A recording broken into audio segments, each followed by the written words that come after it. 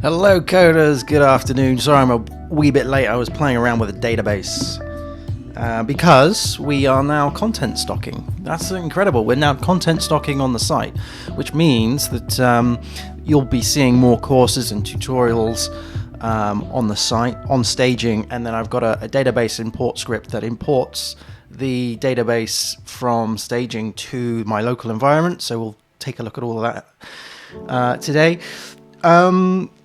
There's two topics that I want to talk about. I've been asked about these over the Discord server. Justin Mellon and Jared was talking about the JWTs versus oAuth, how I've implemented authentication in the How to Code Well site. So we'll be talking about those today, as well as Wineblood was asking about TDD. Yes, so we'll cover TDD too. So there's two things that I want to talk about, as well as do some fixes. So let me just go over to Hey King Melon Live, thank you very much for subscribing. 7 months, wow,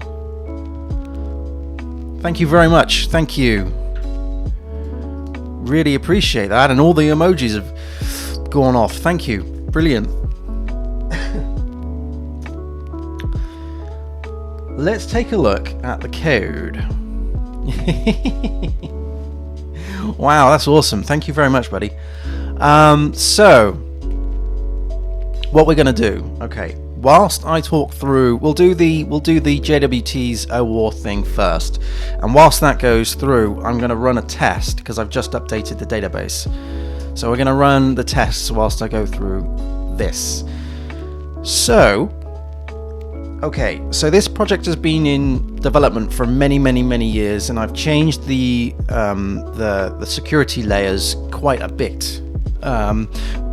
Before, this was built in microservices, and now sort of it's less so. It's more sort of a monolith type affair. However, we've still got a back end and a front end, which are on very different containers. Plus we've got the CMS, we've got the API, and we've got the front end, all different containers in Docker. And of course we've got the gateway as well, which is an Nginx gateway. So there's various things playing around. And I first went down the route of just having like a standard session-based security thing, and that didn't really work out. So then I started looking into oAuth. And I first developed oAuth, the oAuth layer. I didn't like it. I then went to JWT, didn't like that either, so then I went back to oAuth. So I'll talk about the story behind all of those things, and I'll show you some code as to how that all happened. So the first thing, and this is something that I've mentioned in today's newsletter, is that authorization and authentication are two very separate things. So when you're authenticated, this is identifying who that user is. Authorization, on the other hand, is working out whether or not the user can access a particular resource or perform a particular action, whether they're authorized to do so. For example, if let's say, for example, you're an e-commerce shop, you as a customer are obviously authorized to purchase a product. You're authorized to update your billing contact details and all of that stuff, and your delivery details. As a staff member of that e-commerce website, they may be authorized to log in, see all the customers, and alter the customer's address depending on a customer query, maybe from a ticket or a customer service inquiry. However, the staff member cannot place an order on behalf of a customer. A customer can only do that, right? And a customer can only update their own details. So they can't log in and then suddenly see all the other customers' details and update those. So that's the difference between authentication and authorization in a nutshell. So if you think of it like that, you're splitting the layer up into two sections. Okay, so first of all, the authentication, so that's logging in with username and password, And then when the user makes a request to do something or access something, you then have to check the authorization of that. So what I'll do is I'll show you the back end. That's probably the best way to go, probably. So if we go to the API, which is, sorry, here. That's not the API, is it? This is the API. Whoops. Here we go. So this is the API, and I'm using Symfony for this. And with Symfony, there's this really good package that I've used on many projects, and this is FOSS oAuth, and well, it's FOSS oAuth server and FOSS user. So this is already stuff that's it's a black box that I can hook into. And essentially what happens is with FOSS, with oAuth, you get a bearer token. Essentially, that's what it boils down to, a token. You supply a client ID and a client secret, and then and obviously your password. If it's the particular grant type of password, then you would supply a password and a username, and then off the back of that you get a bearer token. So for example, let's do, I guess it would probably make sense if I showed you Postman actually rather than the code, because then you can actually see it. So okay, let me log in. So I've created many collections here. So this is, let's get rid of some of this. I don't need that. We'll yeah, let's save that. I think that was what I was playing with yesterday. And this one don't save that one. Okay, so I'm going to log in with a user. So if we go to user API and then public and then free user login. So this is now logging in with a user who's already registered. And if I was to show you the body of this, so it's JSON, and it requires a username and password, a client ID and client secret, and a grant type, which is password. Now there's many grant types for oAuth. There's client credentials, there's password, there's auth code, there's refresh, I think, and then there's there's various other things as well. So it's very different to. So depending on what you choose as a grant type, it sort of depends on what you're doing with the project. So for example, if you were to do something where you're authorizing an external system, then you would perhaps use auth code. If it was to authorize permissions for a particular user, it would be a password. Hey, Mr. DB. Kingman Alive, thank you for joining. How are those variables fulfilled? Are you talking about the Postman thing here? So the way this is working in Postman is I have some environment variables that are set. If I go to dev, for instance, you shall see all of these environment variables and their values. There is an initial value and a current value, so you can set two essentially. So if we have a look at this one, so username, so that's free. Is it free username? Free underscore user underscore username. That is the username. There is also the password. This is only a dummy account. This is only on development. And then what else do we have? We've got client ID and client secret. So these are user underscore client ID and client secrets. So if we go over to here, we should have user up here. Yeah, up. Here we go. User client ID and user secret. Now these things here, can I move this? Can I just move this out so you can see the full thing? Come on. No, I can't. Okay, so this is set by the backend, right? So both the ID and the secret are set by the backend, and I'll show you that in just a second, right? So these are extremely important. The client ID and client secret. This is essentially saying that this request has come from a known place, all right, with this client ID and client secret. And then you've got the free user and then the user password. There's also another one, which is the grant type. Okay, so grant type here. So if we looked at grant type down here, which is user grant type is password. Now that can be changed to various different grant types, but because it's a user login, we're just dealing with password. Okay, so I guess what I should show you is the back end of this. So let's get into the database. Let's actually show you the database from those values. So let me just evaluate the Docker container. Bear with me a second whilst I set everything up. Let's get into there and let's do docker ps -a. I may have changed it. Docker exec -it API underscore DB. What have I called it? API DB underscore 1. And then we want to jump in as MySQL. -u is root, -p, and hopefully, yes, if we did use how to code well, there we go. And if I did show tables, right, so the tables that we're going to focus on are the, if I, I'm looking for,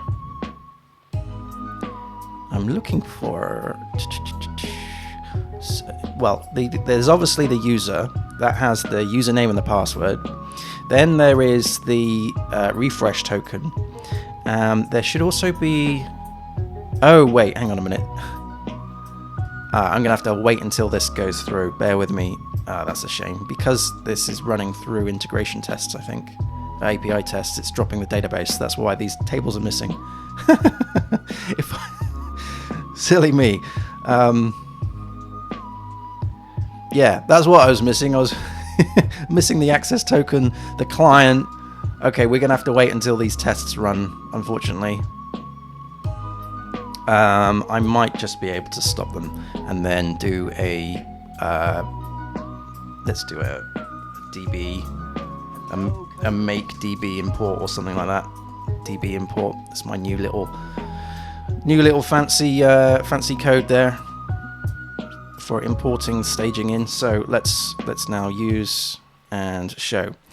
Hey, thank you very much for following the Tilladon. Thank you very much, and thank you for sending off those emotes as well.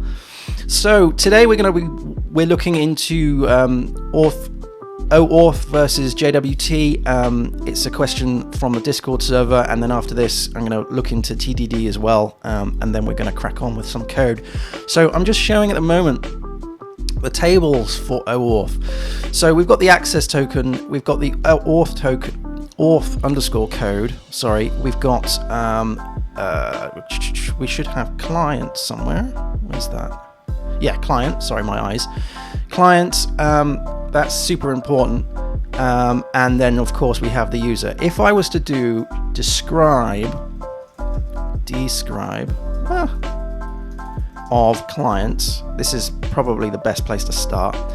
So you've got your allowed grant types. You've got the secret. You've got redirect URIs, and you've got a random ID. Now, this marries up to the client ID and the client secrets. If I was to do select all from clients, I don't mind showing you this because this is just development. So we can see that we have these secrets. So allowed grant types. This is the secret here, beg your pardon, and then this here is the ID. That's the client ID, that's the client secret. And then this is the grant types. There could be more than one against the client. This is set to password. And then we have the second grant type here, the second client. This is the ID, this is the secret.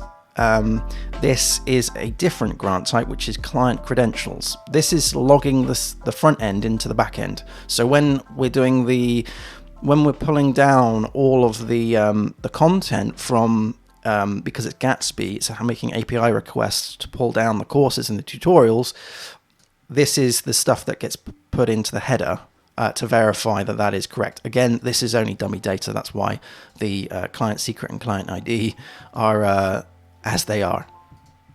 Okay, so these get sent in the headers with each request, but when we make the first request, which is the login, it's slightly different. We have to supply these as the body as well. All right, so you log in with the username and the password. I think I might be able to do that now. Yes, so this here returns an access token. It has the token type of bearer and the refresh token, which is another access token, but used when the token has been expired. All right. Okay. Now, the important thing to remember here is that we're obviously working with databases. So if I went to, if I did show tables once more, you'll see that we have an access token like so. And if I did select all from access token, what you can see is a whole bunch of access tokens. Okay, so all of their tokens that that the user has. You have the user ID as well as when it expires. This means that from an administrator, I have complete and utter control over when someone is logged in and when someone is logged out, because all I need to do is either remove one of these records or change the expiry date, and then that will prevent the user from actually having access anymore to the system. They would have to log in again, essentially. So this gives me a lot of control, and this was the reason why I went away from JWT, because JWT doesn't give you that level of control. We'll talk about the pros and cons of that more in just a second, but I just wanted to show you the structure of this. There's some other tables as well. So if I did show tables, you've got the user, you've got the refresh token, which is essentially just a table full of tokens. What else can I show you? Auth code. I'm not using auth code at the moment. I think that's about it, really. That kind of follows this. Okay, so that's the database stuff. I guess what I can do now is just come out of that and just run those tests once more. I just want to make sure that they are all passing as I have just changed the database before I got on. Okay, so now the user has an access token. What do we do with it? Well, what happens is that the front end on Gatsby, which is obviously JavaScript based, it makes a request to this. It knows the client IDs and client secrets as well as the particular grant types. This is already being set, hard-coded, if you will, in config. Well, in the node environment variables, really. So we have an access token and we also have an expiry date. So if I went over to the code, which is on portal, what we're doing here, if I just close this all down. Hey Tyrannid, thank you for joining. Okay, so we have an API request which goes to services API, and there's auth.api, and what I'm using is a package that has already been created called client oAuth 2, and I'll find that because that's a very good package that might help. It's an npm package which basically does a lot of this out of the box, which is great. You know, why reinvent the wheel when we're dealing with security? Let's use something that has already been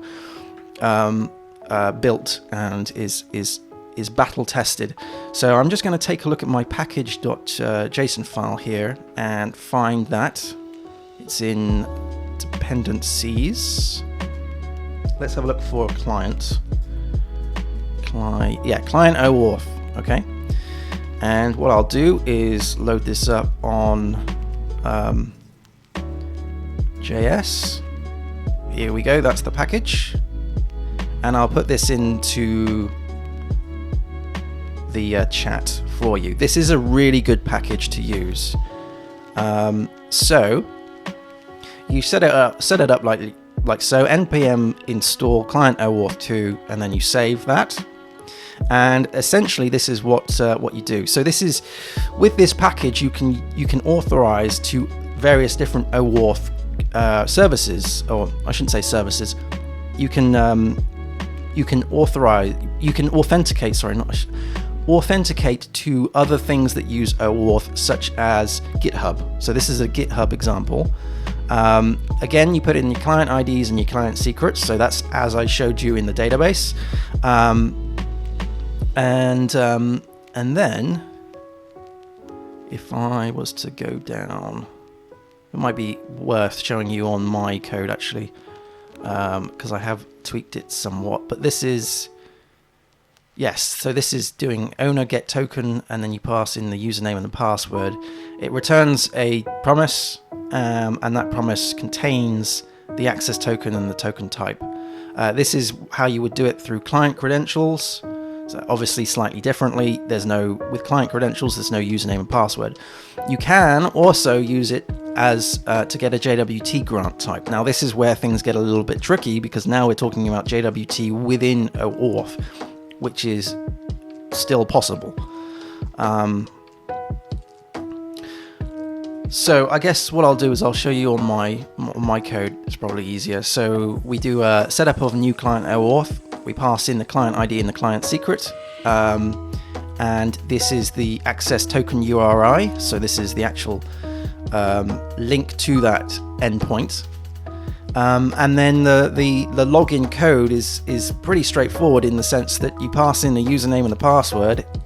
It sets up the oAuth 2 client, which is what this is doing, and then it's doing oAuth owner get token, which is exactly what this is doing. So get token, and then it returns that promise. Yeah, so it returns that promise, and then what I'm doing on the front end is I'm storing that in local storage, and first of all, on each subsequent request, I'm checking the expiry date, and then I'm pushing the access token in a header. So how can I show you that?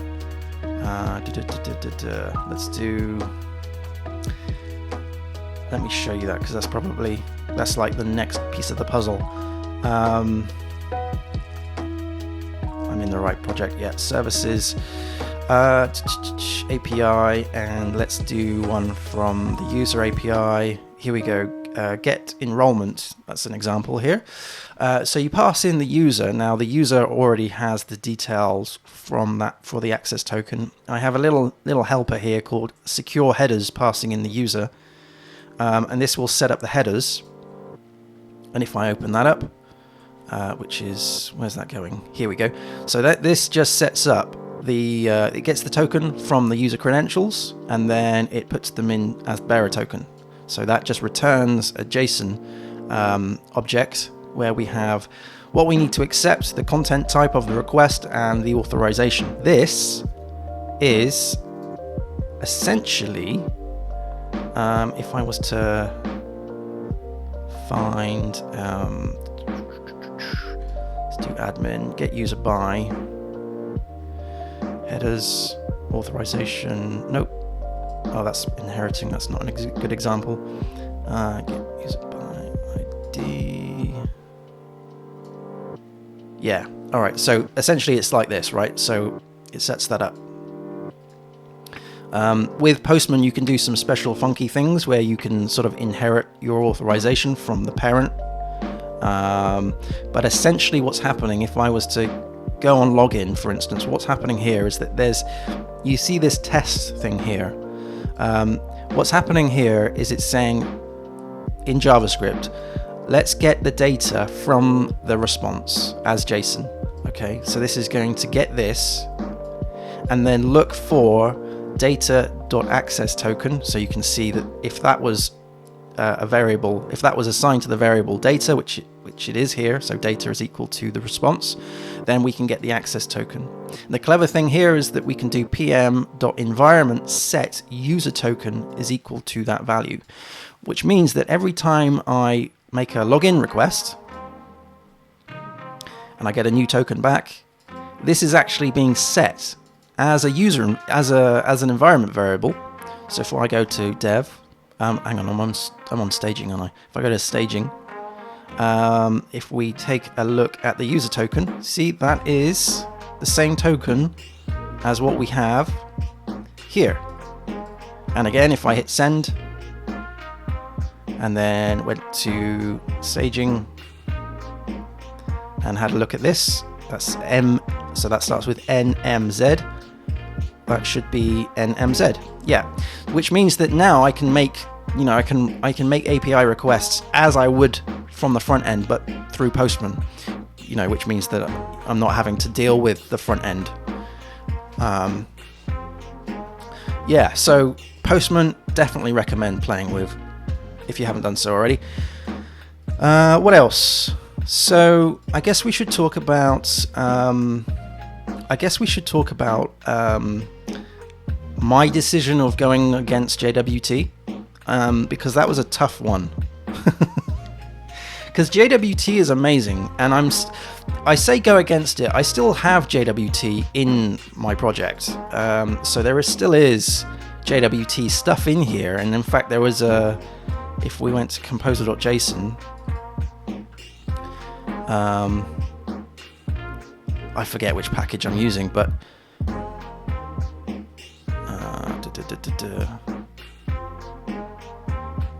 I can't remember which one it was. It might even be in.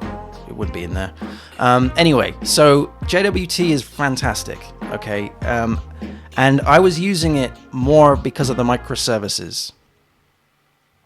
Yes, Postman is completely free. Let me find it for you. I'm not sponsored by them, but it's a great thing. Let me do I think it's get Postman.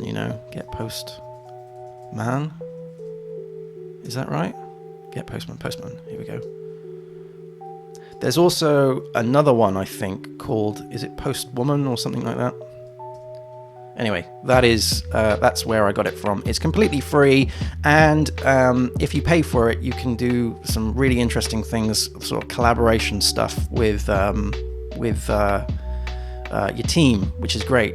So you can have a consistent API, and obviously with those tests, as I showed you before, I'm only using them to set environment variables, but you could, if you wanted to, write some actual tests in here.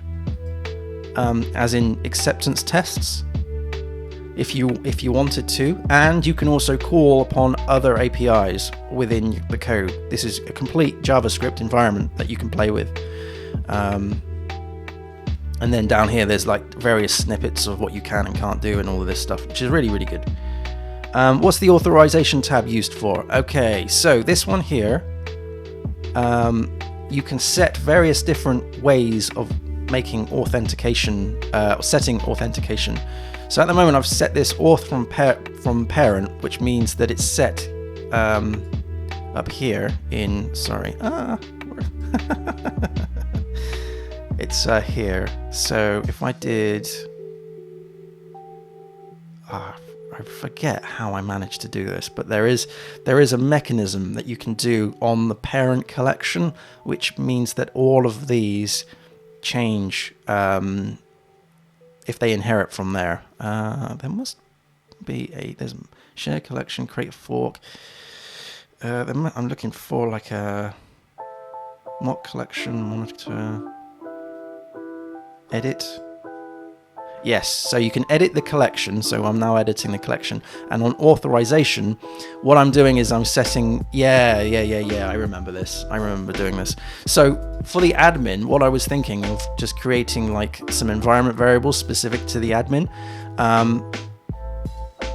and I wanted to call that environment because I've got various different tokens, user tokens, system tokens, and now admin tokens. I decided to call that admin token, and you can change the type of the of the token. So at the moment we're using a bearer token, but it could be an AWS signature, or an API key or something. So yeah, that's just a way of creating sort of a global set of things for a collection.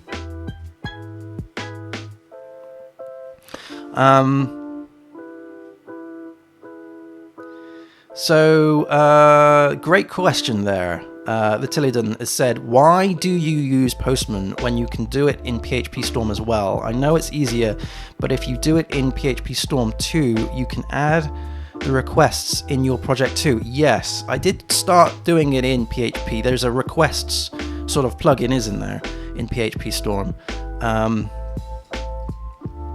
I'm sure there is. That's in the infrastructure thing. So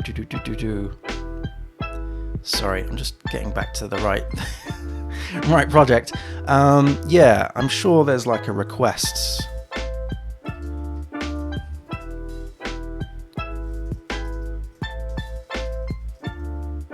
Somewhere.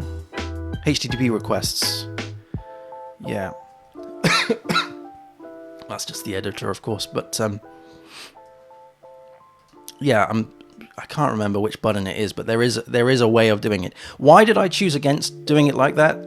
Because I found Postman easier. That's essentially it. I just found Postman a lot easier and a bit more sort of user-friendly. And also, I wanted to use this the mechanism to actually write the tests and stuff, or set the user token. I'm not sure you can do that in Phpstorm. But what you can do with Phpstorm is you can do an export of a collection. So export of a collection, and you can tell it to export and save that. I can't remember if it's JSON or XML, but you can save it to the project if you want to. Oh, you can. Oh, you can do that. Thank you, the Tilidan. Well, perhaps I should look at that again. Yeah, I mean that would be good, wouldn't it? If I was able to do everything in one sort of IDE. But I'm comfortable with Phpstorm, and I've got it running on various other client stuff, so it kind of makes more sense there.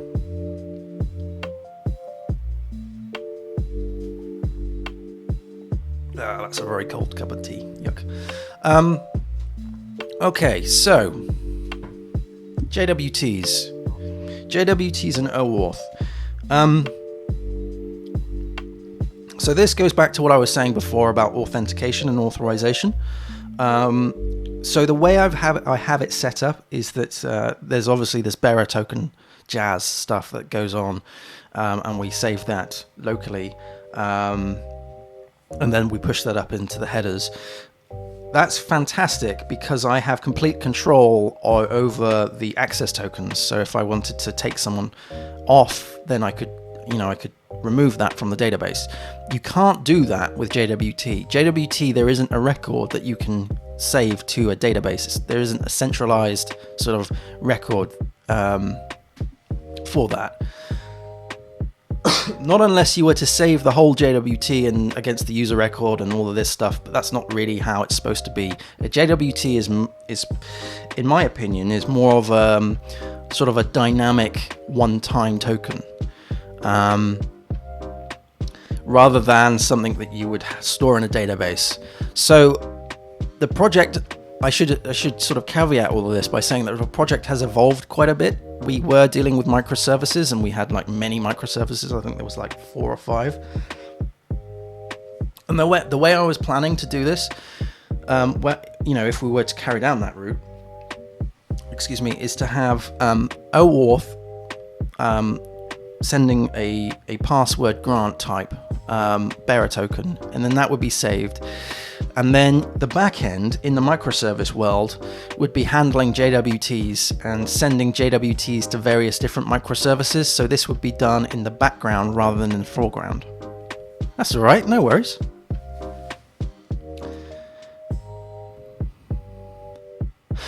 The King Melon Live has said, interesting question, wouldn't it be more secure than, in theory, by generating new tokens each session instead of just one from the database? So it would be from a point of view if the database was to be compromised, but then if the database was to be compromised, that's one of just many things that you have to worry about. So yeah, if I was to send like a API request or some request to an external system, then I would prefer to use JWT because that's a one-time deal. Yeah. But in terms of just simply having control over who is in my system at any one time, I would prefer to have that knowledge through oAuth and the access tokens.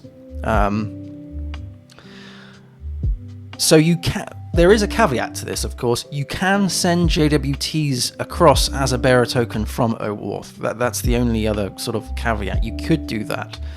But bearing in mind that the JWT itself can be easily... I mean, you shouldn't be sending anything in a JWT that's sensitive anyway. Okay, so that's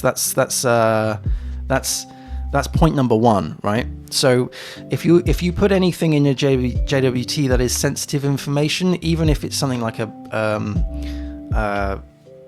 anything that's sensitive, people can still get to it. So, for example, if I was to bring this up, there is a website, isn't there? JWT.io, right? This is a really good. I'm going to put this into the chat as well.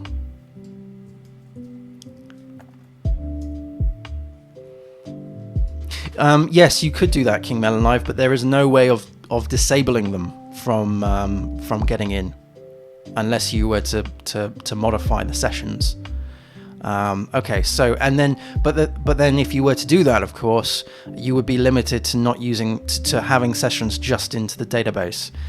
Anyway, so this is JWT. There is this really great sort of thing here where you can put in your encoded JWT and out pops the payload.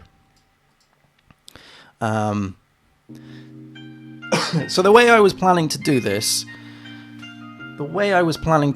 was that each of the microservices behind the gateway would have the ability to generate their own JWTs and basically send them across to the various different APIs, making API requests. So, for instance, there was a microservice that handled the user enrollments. There was a microservice that handled the user profiles, and they would only have their own responsibility would be to handle those kind of data. So the data of the profile would just be the profile microservice. The data of the the data of the enrollments would just be in that database. Each microservice had their own database, and the communication would be sent across through each microservice via the JWTs. So we would be updating the payloads, and at each hop, we would be verifying the signature that encoded this. So here we got the verify signature stuff. This way meant, and this was a really I really dig this process. I was really happy with this process, because this meant the JWTs were only dealing with internal stuff, whereas the bearer token would be just dealing with the external stuff. External being when you log in, you just get this one single access token, but behind the scenes there was a whole bunch of other things going on, and the verification of those things was being checked.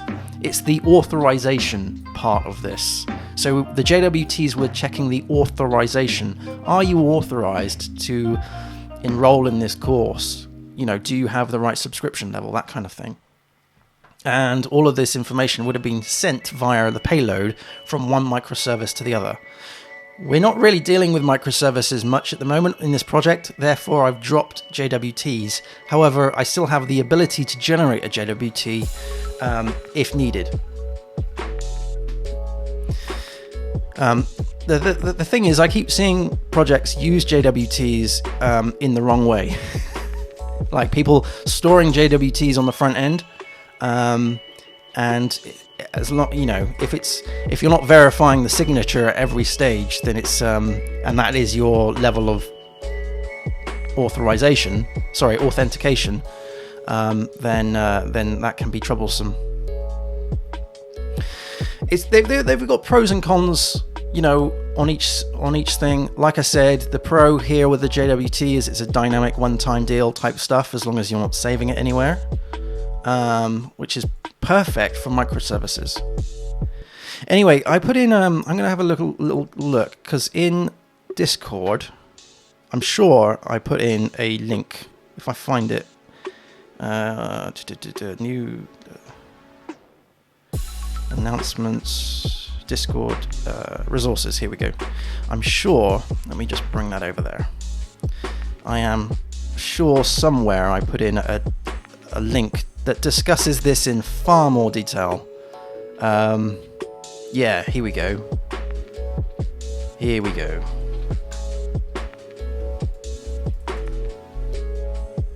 Yeah, how to control user identity within microservices, Nordic APIs. I'll put this into the chat as well. This is a really good article. Let me just bring that down. Okay, so just a brief description of what microservices are again. So this is saying the problem we are faced with microservices, they don't lend themselves well to traditional mode of identity control. In a monolithic system, security simply works as follows. Figure out who is the user, pass the credentials and to the components when called, store the user information in the data repository. So, I mean, it's pretty sort of that straightforward, really. But with the solution with oAuth as a delegation protocol, this means that we're now sort of using this as the front door. So you have the client requests access to a resource server by calling the authorization server. The authorization server redirects to allow the user to authenticate, which is usually performed within a browser. This is essentially signing into the authorization server, not the app. The authorization server then validates the user credentials and provides access token access to the client, which can be used to call the resource server. I had to read this like 4 or 5 times just for this to sink in. Hey, hello. Your username. Is it Nitcher Dev? Thank you very much for following. I really appreciate that. Thank you. So at the moment we're going through JWTs and oAuth, and I'm talking about my decision as to why I'm choosing oAuth over JWT for the front end.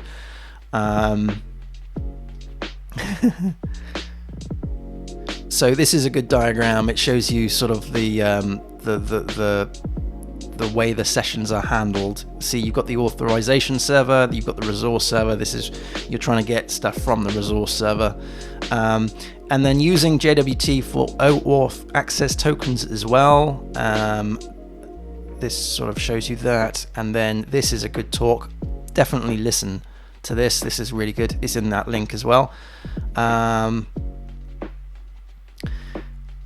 right, so by using oAuth with OpenID Connect and creating a standards-based architecture that universally accepts JWTs, the end result is distributed identity mechanism. Yeah, so this is basically saying that for each of the microservices, those microservices universally accept JWTs and generate JWTs as well in a distributed system, right? So this, like I said, this was heavily focused on microservices as I was doing it at that time.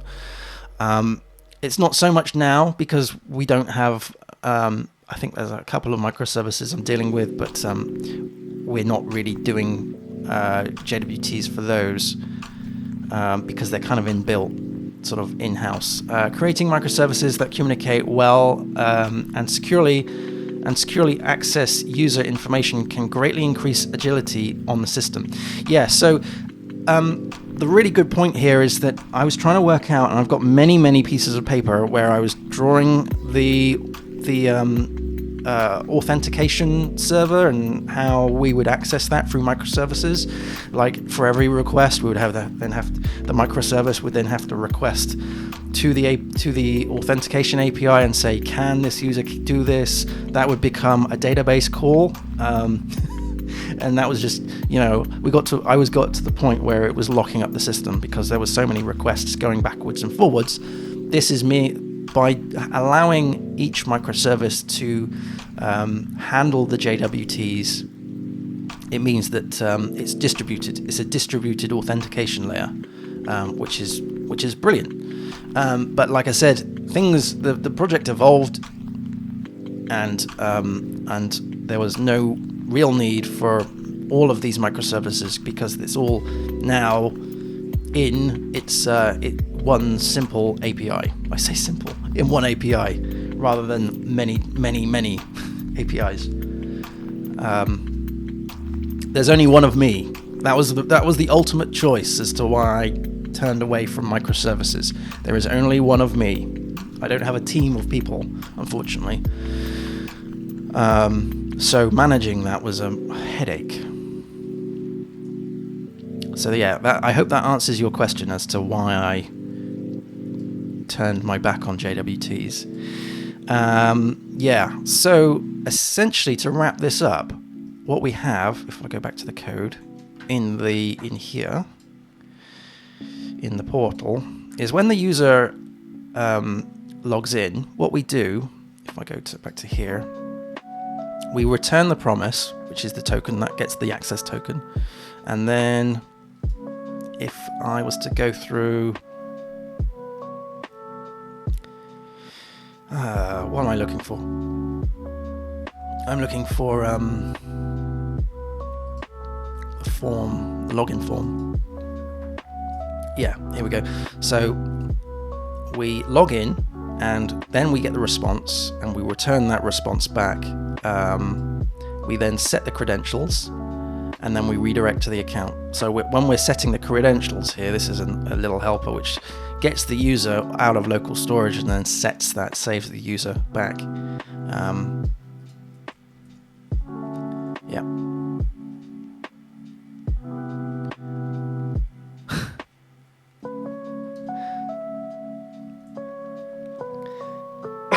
Right.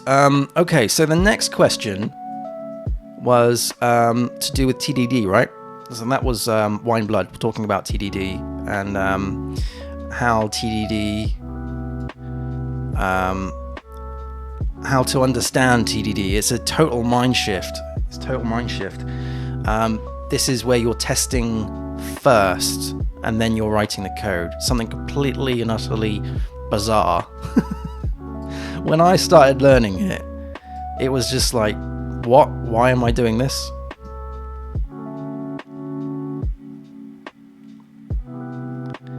This is great and all, but can you build a to-do list?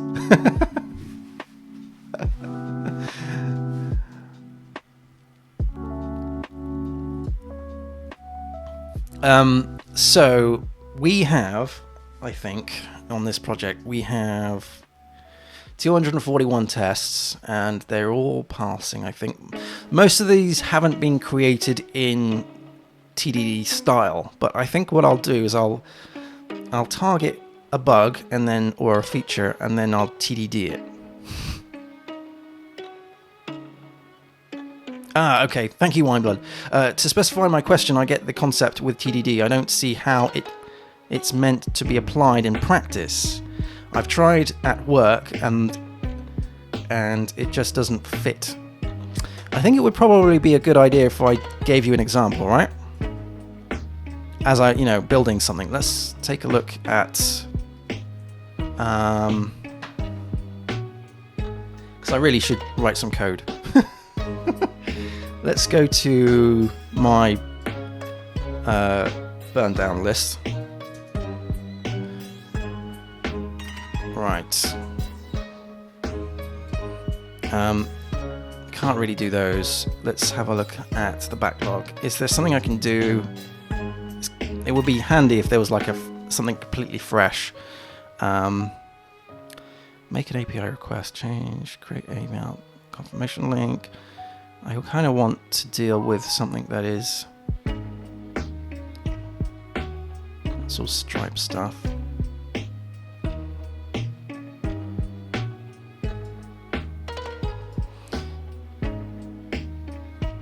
Send an email, remove feature flag. Just trying to think of what needs to be, what's like priority. Bear with me a minute whilst I go through all of this.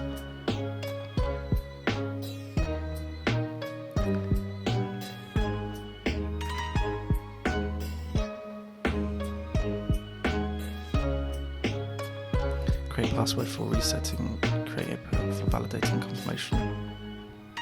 Okay, yeah, we could probably do something like that, couldn't we?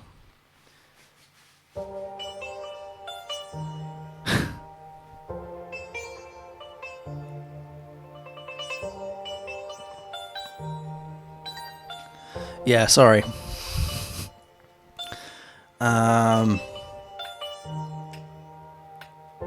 Let's deal with the passwords, or let's deal with the reset of the. Yeah, I'm gonna just go over to here, and I'm going to put these in the backlog. I'm gonna move these out of the sprint.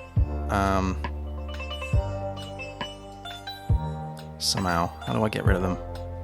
Just complete the sprint. There we go. And then move them into the next phase. That's fine. All right. So we go to the backlog. I want to deal with the I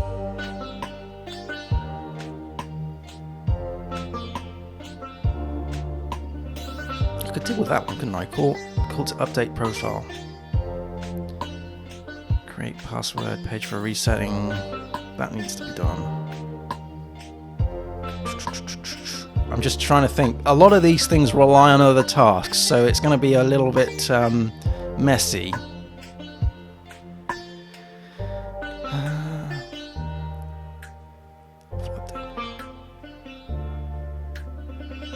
For create a page, create an NPI for that might be the one.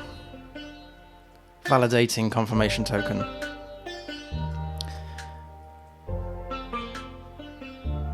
I kind of need one to get the confirmation token. Create email link with confirmation link. Change link to password. Sorry, I'm just stepping through this. Create confirmation link. There we go. That's the one we can focus on. I'm going to start this sprint, and we'll give it 3 weeks because it's quite big, and we'll deal with. Create a form for create page for API, make API request. I don't describe these things very well, which is very frustrating. Yeah. That's it. That's what we'll work through, and we'll see if we can do it in a TDD kind of way, right? So this is to create an API endpoint This is to create an API endpoint that generates a confirmation link. The confirmation link is going to be the link that is sent via an email, and this confirmation link allows the person who receives the email to get the password, to reset their password. So this is just the API endpoint for that. So first up, bear with me. I need to get a cup of tea. That's the first thing. That's the first thing that I need to do. So bear with me a minute whilst I do that. I will be back very shortly.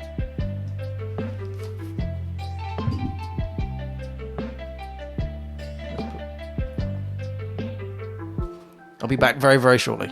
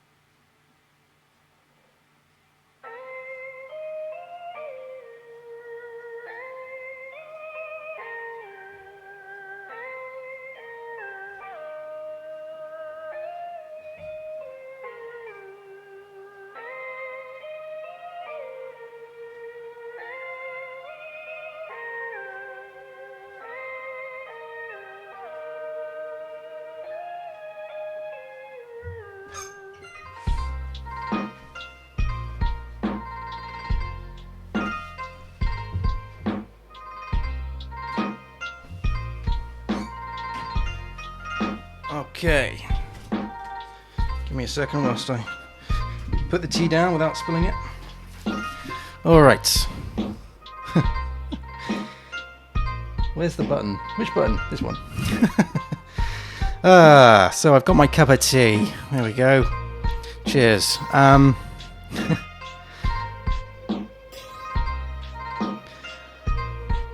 So, Wineblood saying, I've noticed that the tasks in the backlog were a lot smaller than I expected. It might be that TDD doesn't work well when your backlog items are bigger.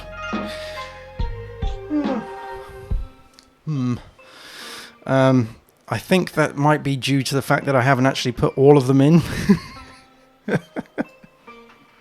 I've put in as much as I can possibly think of, but I'm pretty sure there's going to be more.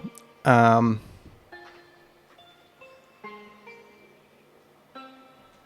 also,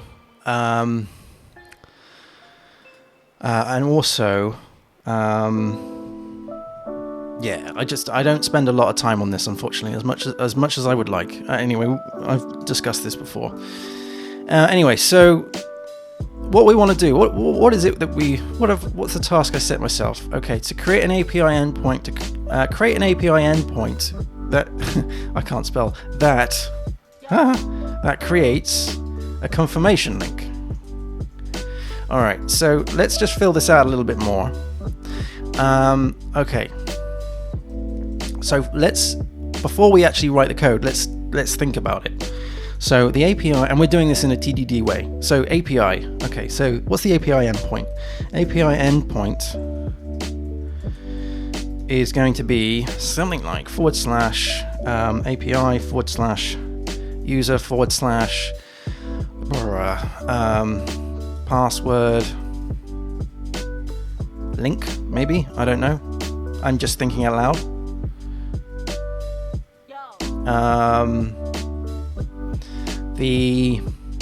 What does it need to return? So it returns JSON, obviously, and I've said that it creates a confirmation link. Should it return that as a link? It could do, couldn't it? It could return that, and then yeah.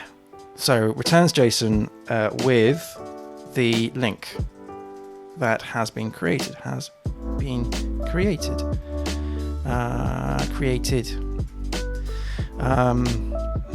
Okay, what else? It needs to verify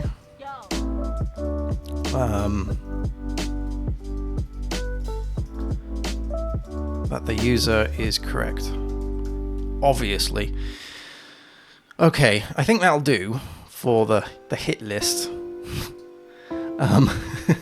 So that's what we need to do. Okay, so how do we do this in a TDD way? Hey Slayerdar, thank you for joining. I am going to try and do an API endpoint that creates a confirmation link and then sends that back, but in a TDD way. So the first thing is to think about what do I need to, what am I expecting? What is the end goal here? It is an API request that returns JSON that has the link. So, how do we test for that? Well, in PHP hit list, yeah. In here, what we need to do is obviously create the controllers and everything. But the first thing, because we're doing it TDD way, we're going to create a test, and I have a test suite for APIs. So what I'm going to do is copy one of these. I'm going to copy the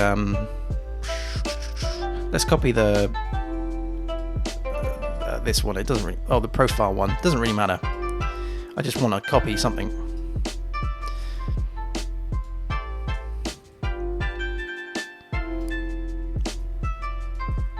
And we'll call this password link. Password link cest. Password link cest. Okay, so let's get rid of.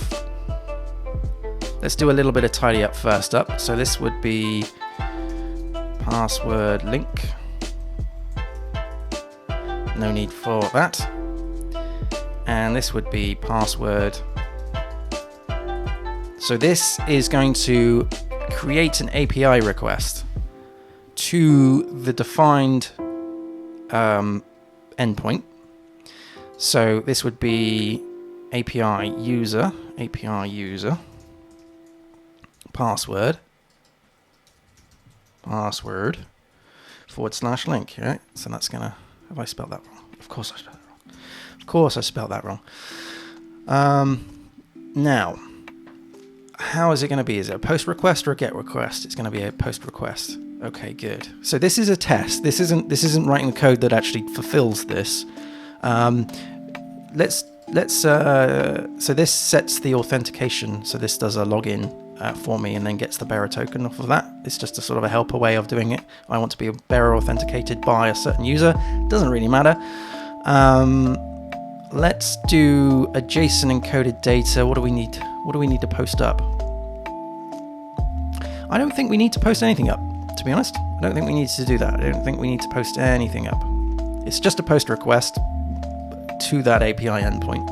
Okay, the data we want is in JSON API schema. So we've got the attributes. Let's have link, and this is going to be the link. And then let's get rid of this, that we don't need that. So let's change that actually to be C response contains JSON. Is that? Hang on a minute. Let me just go back and have a look at something a minute. C code, C errors. No, that's not what I'm after. I'm after yeah, here we are, matches type. That's what I'm after. So this is going to check, this is just going to make sure that we have a link and that link is a string. It's not going to check the link, you know, it's just going to make sure that that link is the same. It is a string, and that this is the data schema that gets returned. Now obviously this doesn't work, you know, because there isn't that endpoint here.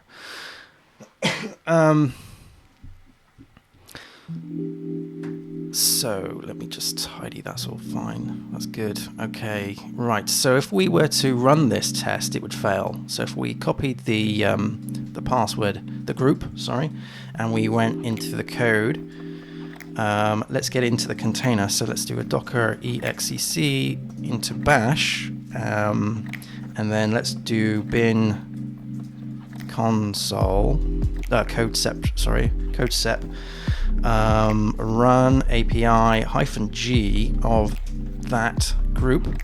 It will run the test, and it will fail. And it will fail.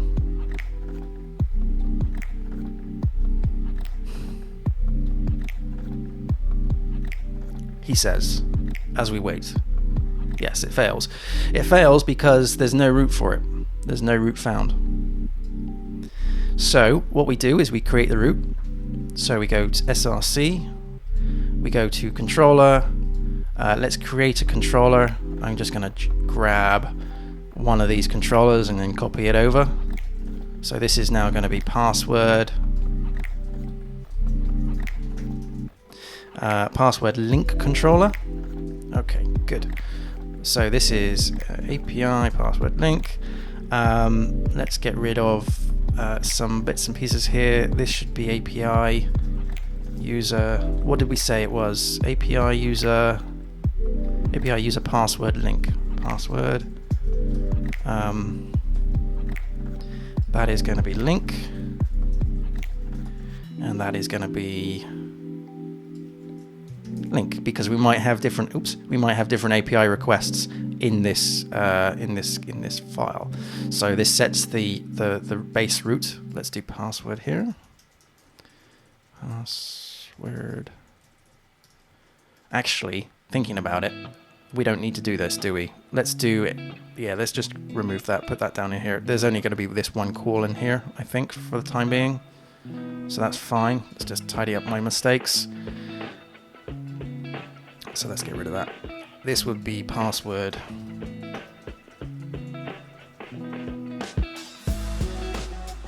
And if we think about it a little bit more, it's not actually a password link, is it? It's not a password link. It's a confirmation. It's a token link. So maybe this now means that we need to go back and modify the test and sort of refactor it a wee bit. This should be a post request. We'll do it. What we'll do is we'll fulfill this request first, and then we'll consider it. So that's link. And what I want to do is return something that represents. I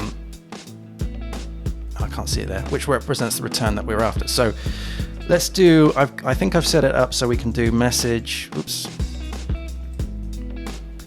Is equal to new generic message set message is going to be the link. So this is going to be, let's just do foobar, right? It's not obviously going to fail. And then in here we should be able to pass in that. If I was to change this up, because this is running abstract. Let me just think about this for a minute. I can't remember how I've set this up. Bear with me a second. I just need to check something. Generic. How have I set generic messages? Oops.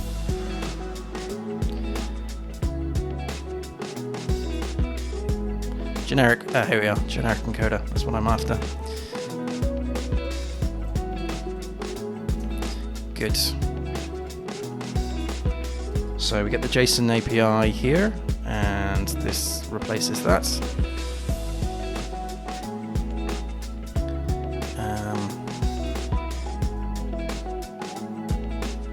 All right.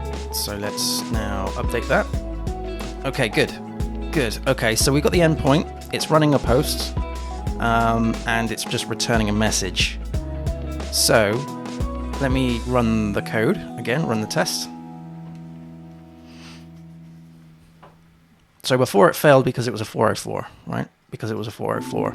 I'm now hoping that this will actually hit this, but we get another error. The file was not found. Whoa, whoa, whoa, what's all this about?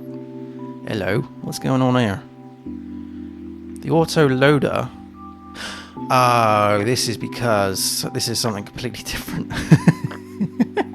This is a return of 500. This is because I'm running this in production mode, I think. Let me just give me 2 seconds. I think I'm running this in production mode. And production mode doesn't allow you to change classes because the autoloader is set. If I opened up, I'll do this off stream. The .env file, yeah, that's in. Yeah, let me just 2 seconds. ls print env. What have we got here? It is in dev mode. Okay. ls or vendor.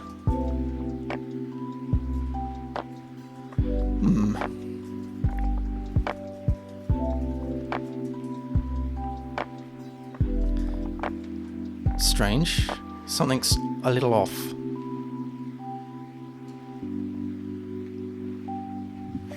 I'm gonna have to fix this. Is it something to do with the Docker compose file?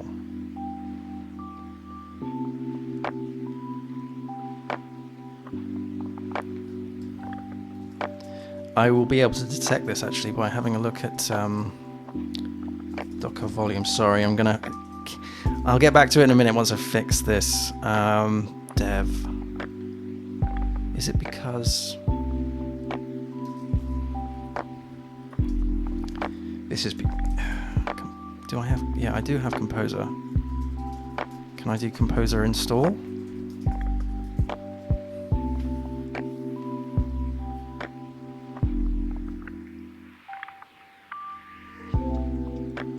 The autoloader expects. Oh, this is a problem with. See, this is a problem with my file, isn't it? That's what it is. It's the file. Ugh. Silly me. Is that it? Is it because I've done something really daft. I've done something really, really daft. But it's a good example of why you need TDD is a good idea. Because now I'm running the test. It's got nothing to do with Composer. It's got nothing to do with... let's run the test. All right, so let's see what happened. We ran the test, and it failed. And it fails, and it gives us some horrible error. And it's saying that it's not defined. It's because there is a Y in the controller name. Oh dear. Let's do that again. See, if you hadn't have tested, if I hadn't have created a test and I just ran this, I would just assume that it was alright. So this is a way of verifying that your code is correct. So, okay, so let's run that again. Oh dear. Yes, thank you for picking that up, the Tildon. Alright. In my defense, I am a little bit hungover today. Hence the copious amounts of tea.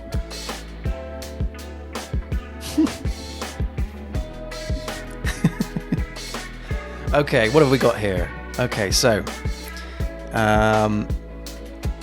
it's still a 404. Why is that still a 404? API user password link. What's going on there then? API user password. Oh, right. Yes, that's because I need to have a link. Gosh.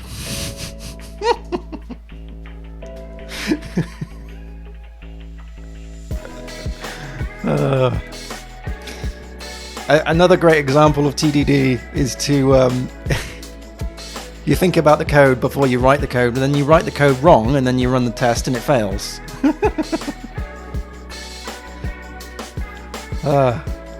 Right, come on. These are taking time, and the reason why is because it's dropping the database and rebuilding it. Okay, so here we go. We now have a different error, which is always a good thing. It always means that you're making progress. So this is now saying that we failed asserting that 500 matches 200. The reason why that's happening is, if I went back to the test, this is the check. So I see code is HTTP OK, which is 200 OK, right? 200. Okay, so it's failed at this point, and it's saying that, well, the return is the generic API return when that happens, and that is that this is the exception, or this is the message that gets put back to the front end. There has been an error. This has been reported and will be fixed soon. As in, when this goes to production, I'm going to get an email and a text message late at night saying, your thing's on fire. Fix it, fix it, fix it. So, okay, what we need to do is to find what that is. So if I created a new terminal here, in fact, yeah, that'll do. And then if we jumped into here and then go to, we evaluate the Docker shell. If we did make log, this is my little special thing here, log critical. This is now tailing out the dev log. So if we make the request again on this side, we should see, hopefully, if I've set this up right, a log in here.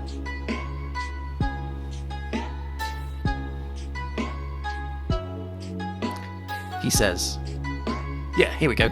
So critical, the uncaught exception argument, too few arguments to the function. It's a constructor issue. Right, okay. Good. So I can't do as I thought I could do. I can't just instantiate that. What does that need? Well, that doesn't make any sense. Alright, maybe I need to put that into there. Alright, let's run it again. Let's run it again.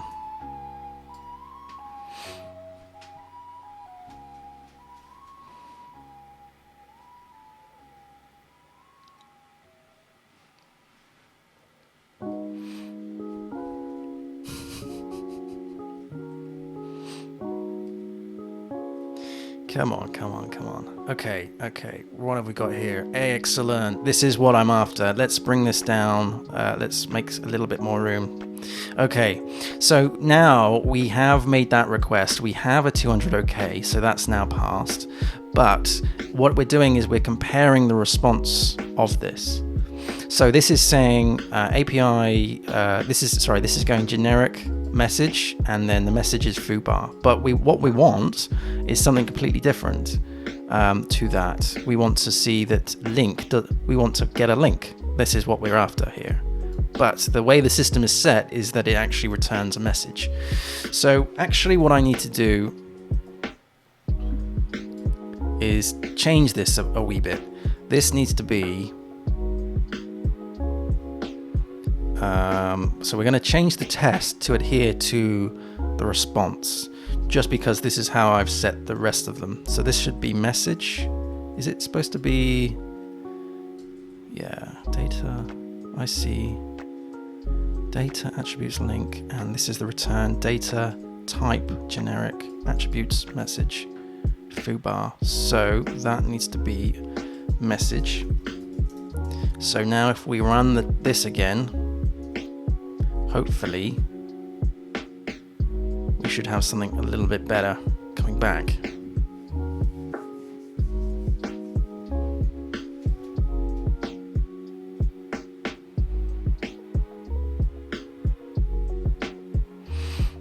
Come on. Okay, yeah, so that's now passed because that's what we get. It returns a string.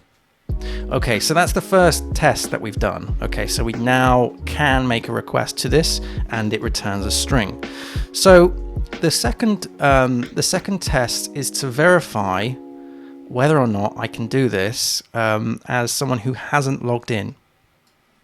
So I think I've got an example in tests, because obviously if you is that right?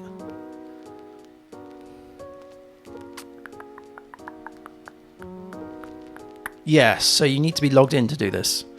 To do this. Okay, so let's say, for example, let's do admin. This should be, yeah. So what we want to do is check for the forbidden code. That's what we want to do.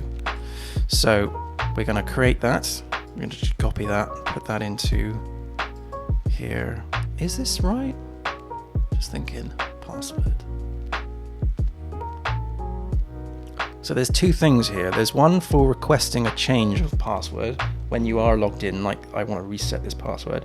There's another one of I've forgotten this password. I think it's the forgotten that we're probably, yeah, so don't worry about that. Yeah. All right, so this is when you're logged out. So let's get rid of this. All right, can I still make that request? So yeah, if we went back to the documentation here, so this is, let's just define this. This API link is used when a user is not logged in, but it's an API request, which means that it needs to be done via the system client. It needs to be verified. So the API link is used when the user is not logged in, but the API should be verified, should be authorized by the system client. So, okay, so only the system,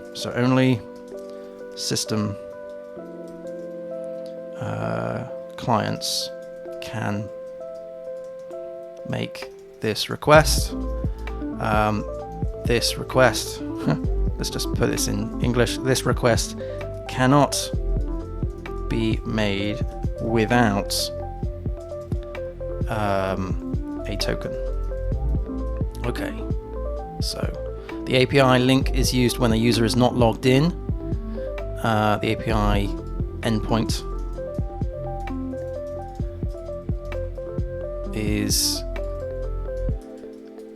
is called when a user is not logged in, and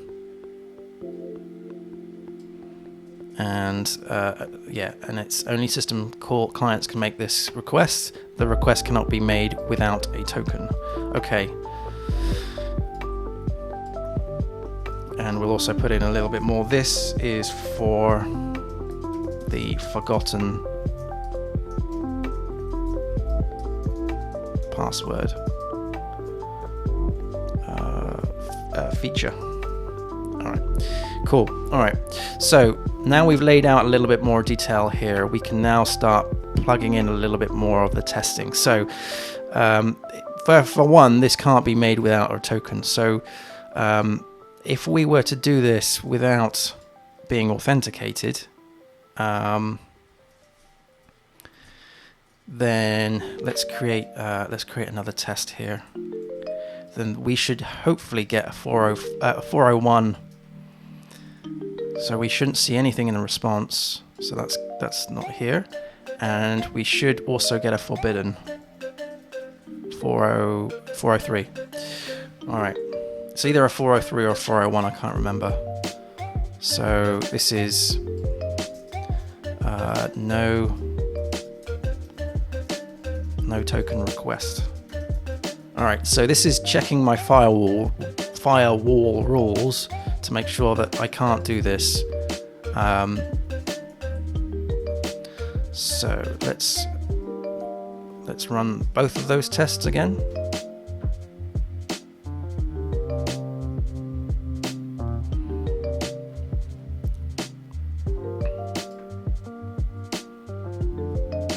Okay, so that's failed. No token request. That's failed. And does this one pass?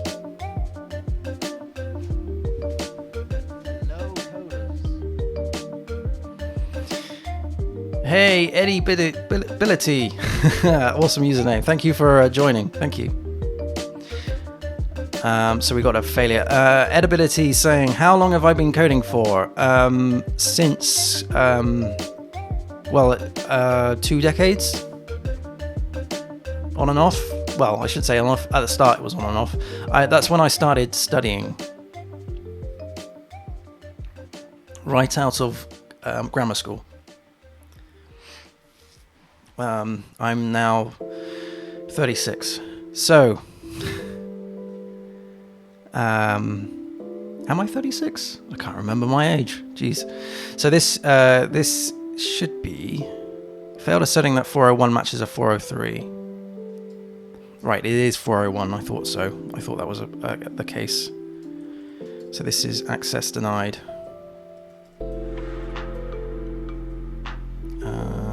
What's that? Are you going to give me a list of all these things? I'm a teapot. We're looking for 401. 401. Here we go. Unauthorized. There we go. So let's run those tests again. And I tell you what, to make this a little bit quicker, we'll put in another group here. So password unauthorized. So password link, no token. Okay. So that's still sort of an invalid thing here because we're using the user token, but we shouldn't be doing that. We should be only doing it via the system. So I'll need to put in another test to wrap that. So those 2 tests are now passing. Excellent. So yeah, this should be. Do I have type of system? I do have type of system. So because in here we've said this. Only system calls can make this request. We really need to check that.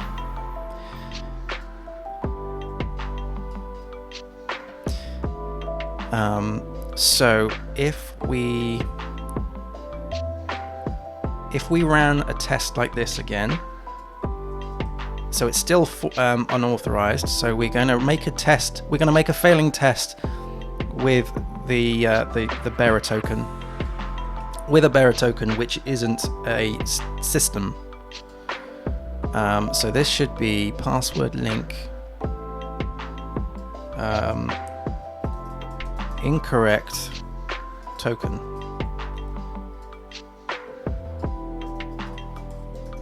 Incorrect token.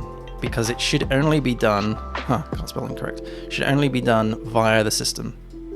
Can I not spell? Well, I know I can't spell because I've got dyslexia, but is that... There we go, right.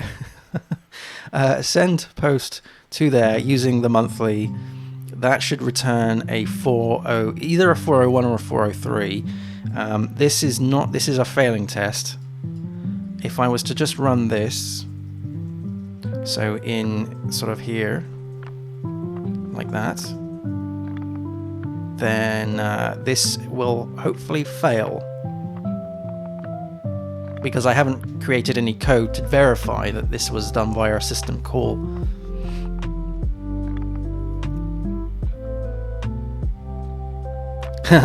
From Gloucester, they talk funny. You haven't heard me when I'm drunk. Okay, so here we've got a 200 OK, but we actually want a 401. What was your initial study? Just computer science or any programming certs and the such? Yeah, I studied web development. Thanks, Slayer Darth. HTML3 and HTML5. What? Am I reading that right? Any trade-offs between switching from HTML3 to HTML5? Gosh, that's...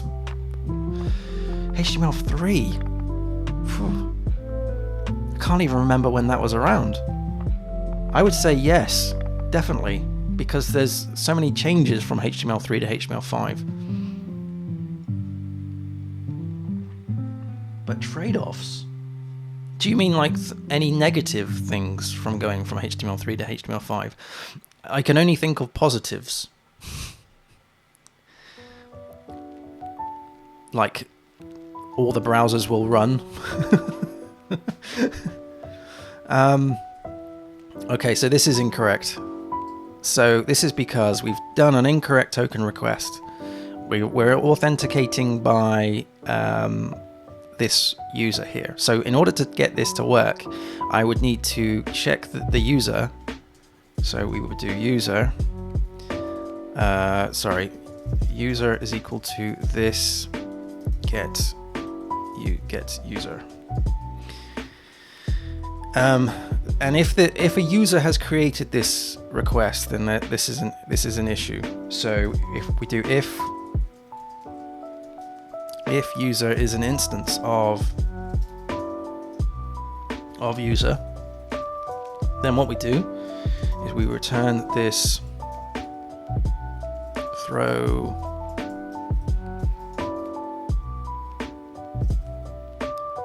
find or get is user or throw exception. No, it's not that one. Get user or throw exception. It's kind of the opposite, isn't it?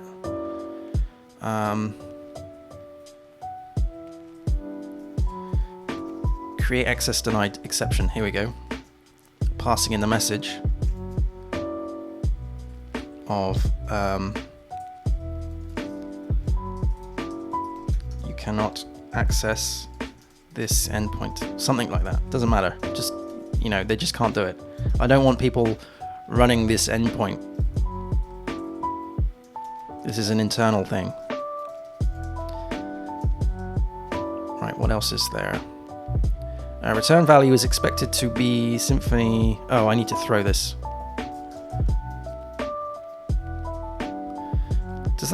Do I need to do throw new? I can never remember.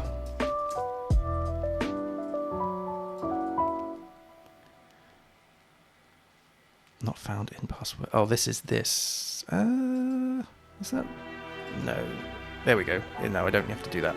Okay, let's run that test again.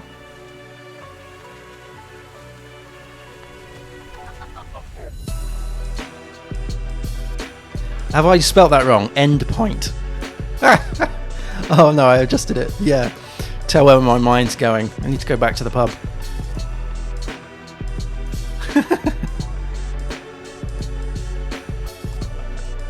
Let's move that up because that folding home banner is above my head.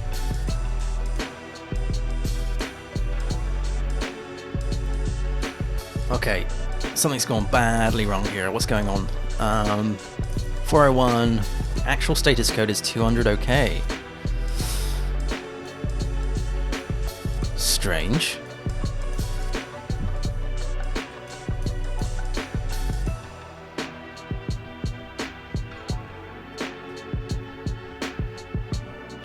I'm probably not doing this right, am I? Well, I'm not, because it doesn't work, but that returns a new... do I need to do throw new? I keep forgetting how to do this. Let me just jump up to the... It is throw. So, if the user is an instance of user, then throw that.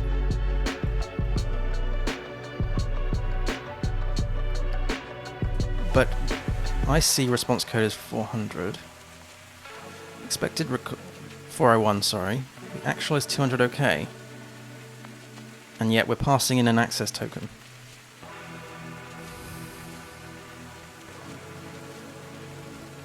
Unless the user just can't be found. Which in this case is a false positive, which is very confusing.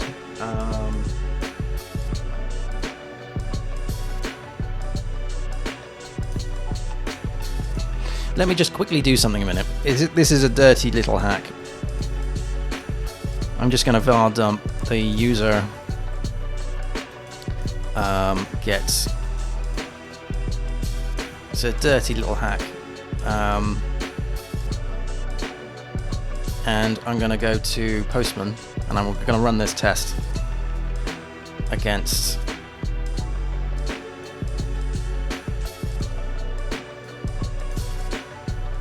duplicate that. I should really be doing this in Xdebug, but I just want to see something visually. So this is user password. Take that. Headers, that's good. Authorization, we're going to get the bearer token from the user token, like so. Okay, and this is API user, what was the thing? It was API user password link. Password link. Let's give that a go. And get rid of that. I don't need that anymore. That's legacy stuff. And it's a post request. Of course it is. API user password is spelled correctly. Oh, I'm on staging. Sorry. I need to move over to dev.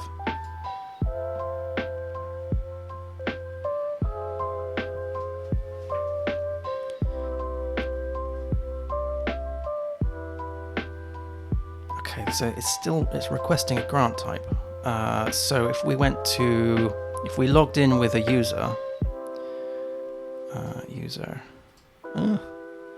public, log in with a free user, that should set the user token.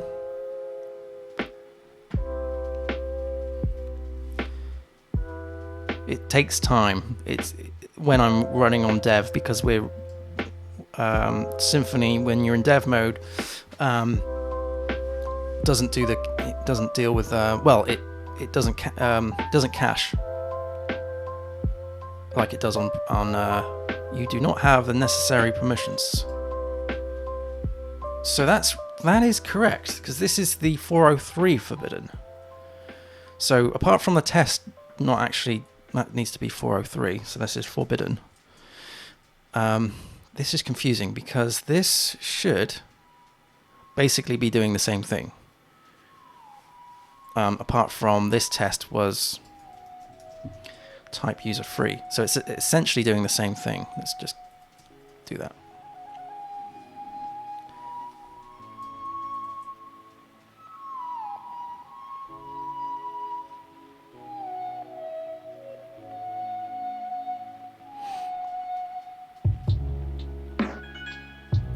Come on.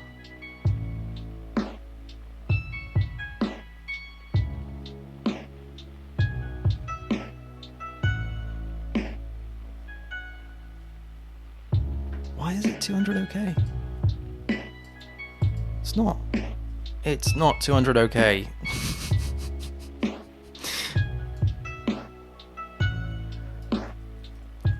API user password link. And let me just make sure that this is correct. Link token, incorrect token.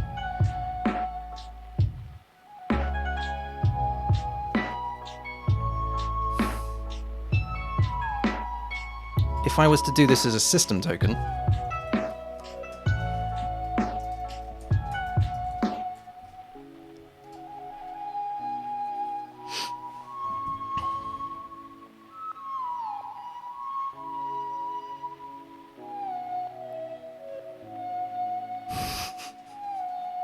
oh, and log in as a system. Sorry, I need to do that.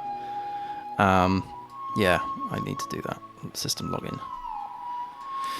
Because we got two types of logins. We've got a system login and a system login. System login and a user login.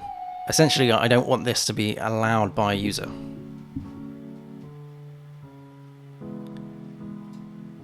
Okay, so that's logging in now with the system. So we should see the 200 OK. But the thing that's puzzling me is that I can't replicate this in code. Yeah, so that is the endpoint. That is what we've got here. But the confusing thing is if I was to do this by a user token, like the user that we've just user underscore token, and hit send, we get the right thing, but I can't replicate this in code.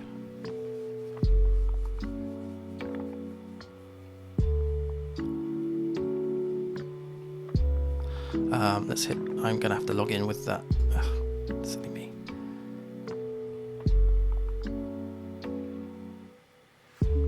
Come on, come on. Come on! Working on dev can be so painful sometimes. Right, now log in. If I remember rightly, this is actually returning the thing we want, but I can't seem to replicate this in the actual test, which is not good. You don't know, yeah, so that is the message, and it's a 403. It's a 403, forbidden. And yet here, we're logging in as a free user, and we want to check the status code is forbidden. And yet if I ran that test, just make sure the grouping is correct, which it is. Incorrect token request test. Incorrect token request test. Am I? Oh my god. Oh. Yes. Yes, I am doing that. I am doing that. I am doing that. That is why it fails. Thank you very much. Can you see up here, we're doing the I want to be bearer authenticated, and then we're doing the API request. Well, we're not doing it here. Thank you very much for pointing that out. Good. So this should pass. It's like Gandalf with his staff when he's, you shall not pass. You know, from Lord of the Rings.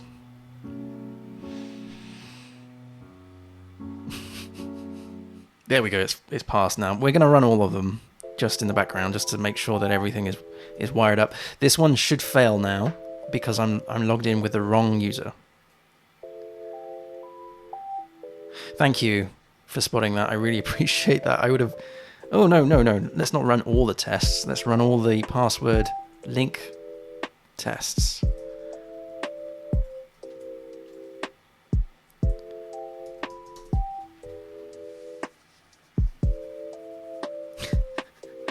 Yeah, it was a logic issue. Well, it was a user issue. It's human error.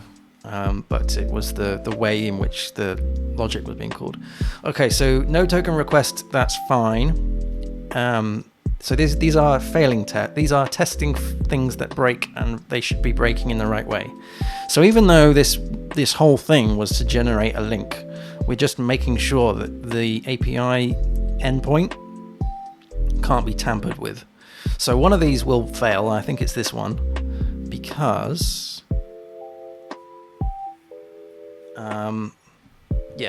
because we're now saying you do not have the necessary permissions. I'm not sure if that's the right spelling. So this needs to be type system. All right. Okay, let me just 2 seconds whilst I just check something over.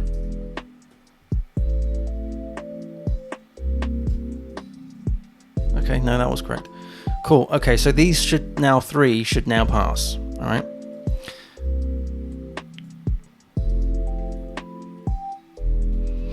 And the next thing is to go, well, I've supplied the generic message with the text of foobar, but what I'm actually after is a link. I'm actually after a physical link. So now we can check that once this passes. Yep, okay, so there's a third test done. So now what we're going to do is we're going to check. Here we're going to say link test. So this is going to be, so that's going to be message test, password, message type test. And then this is going to be, so this is, sorry, I'm going backwards and forwards here. Let's just grab that. I just want to make sure that things are grouped correctly. So this is checking the message type to make sure that it is a string. Now the next thing is to check that the message contains a HTTP link. So this is message is a link. Okay, so how do we do that? Well, if I was to check, that's the type, that's not what I'm after. That's type, that's enroll type, contains, that's what I'm after. I always forget that. So we want to make sure that this contains something like HTTPS, how to code well, something like, I haven't really thought this through yet, what the link should be. So I guess it would be like password. It would be, it's a confirmation, isn't it? So confirmation, and then we would have some random string that we need to generate, and then what I would have to do is check it via like a regex type thing. Is there a way I can do that?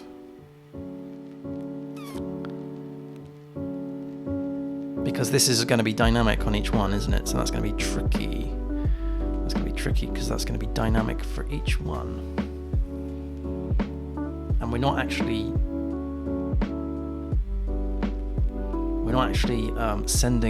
generating this and storing it. So that's another issue.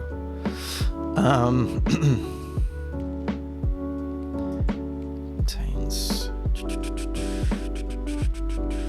Can I do this? Can I grab response?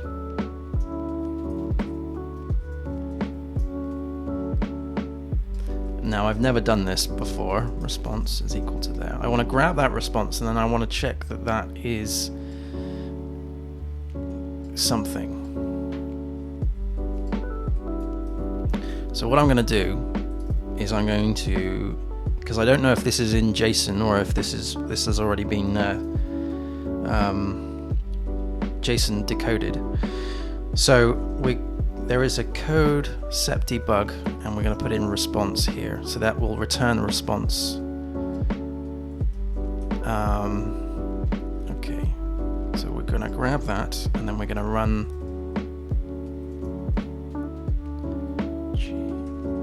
that.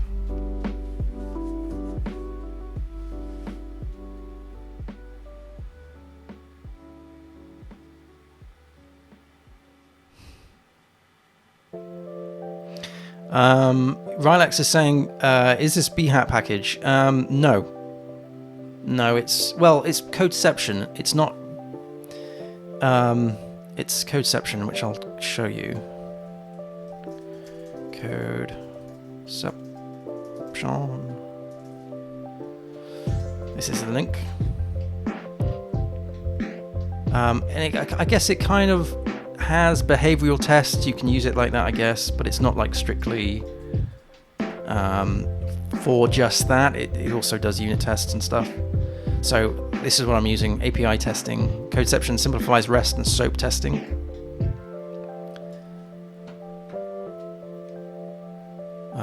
Just tells you how to set it all up.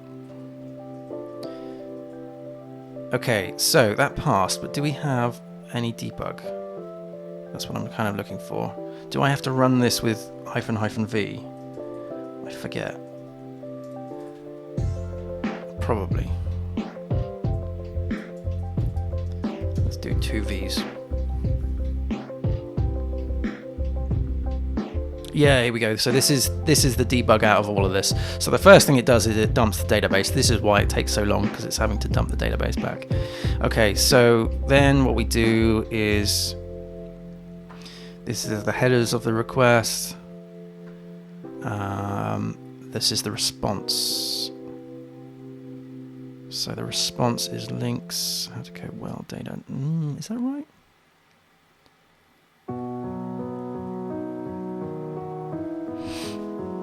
Let me just double check something.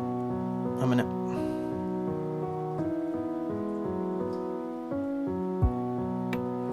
That's the response. And the response would be...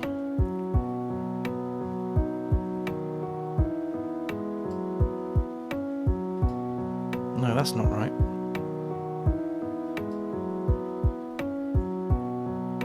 Oh, yes, it would be. Sorry, of course it would be. Yeah, it would be. Right. Okay. Yeah, because I haven't actually set that in the controller. That makes sense. So can I do... Let's just do n is equal to response. That's a string, right? So let's do a JSON decode of the response.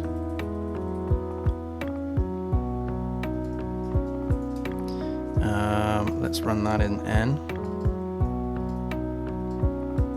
And if we decode that with associative as an associative array, can I can't remember. Can I just do a print pre in here?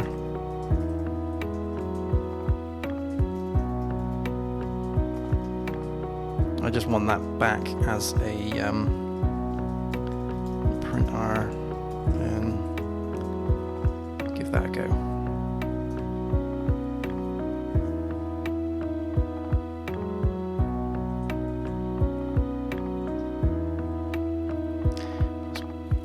I'm just having a look at that, just making sure that that is correct.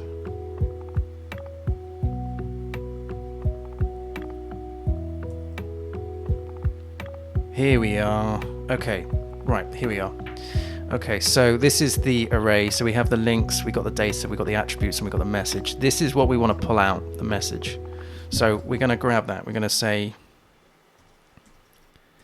so we're going to do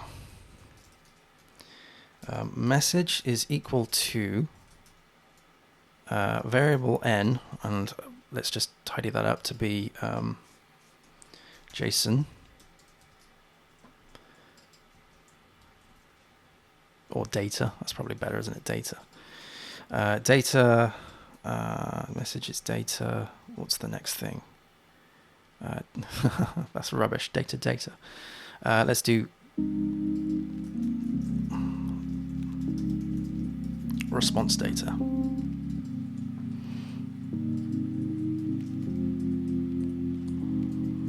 Data, and then the next one is its attributes, which is this, and then this one is message, go. Okay, so that now gets us our message. So what I can do, because we're assuming we want the message to be like this with some sort of regexy thing, some sort of random thing going on there. We could do this. No, we can't do that. That's a tester. Assert. We can do post self. This is more now a unit test based on the response of that, which is tricky. I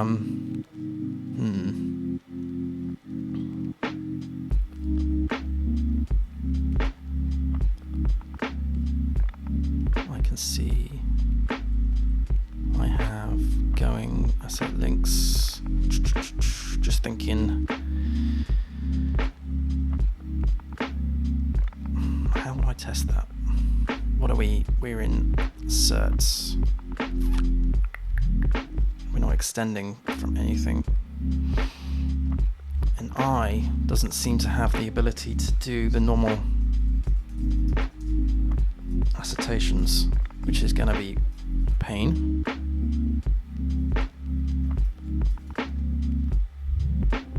No. Post success. Self. No. So maybe I need to adjust the API suite to allow for that. But I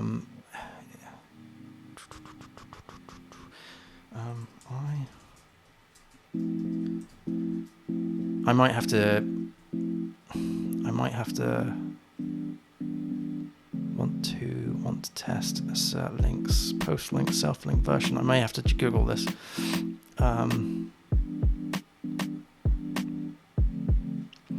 I can see response contains, but that's text. That's not really what I'm after. I see matches XPath. I could use XPath. XML.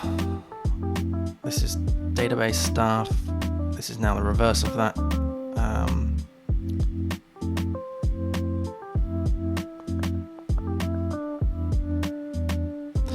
Right, bear with me a minute. Someone must have done this before.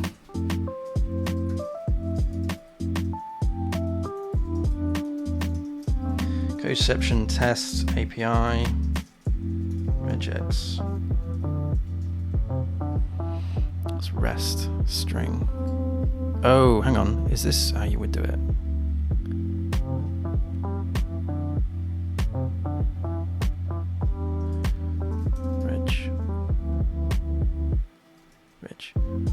X.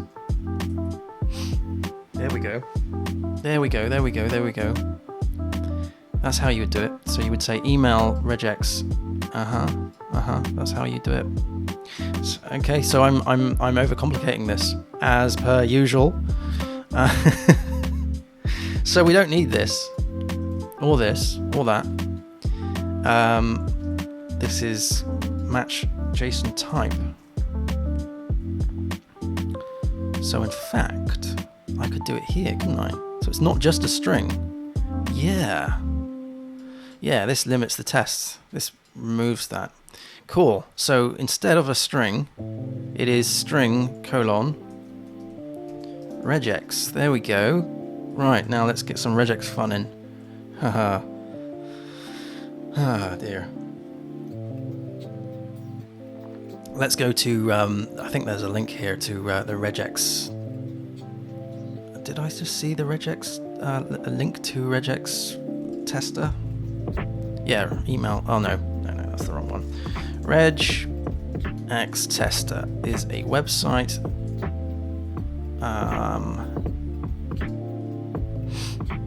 Which is very, very handy for this. So, the string to test, let's make up a string. So this is HTTPS. How to code well, can't spell code. .com. .net, sorry. / what did I have it set? I can't remember. It was confirmation. And then it would be something like ABCD123. I don't know what the confirmation is. We haven't got to that bit yet.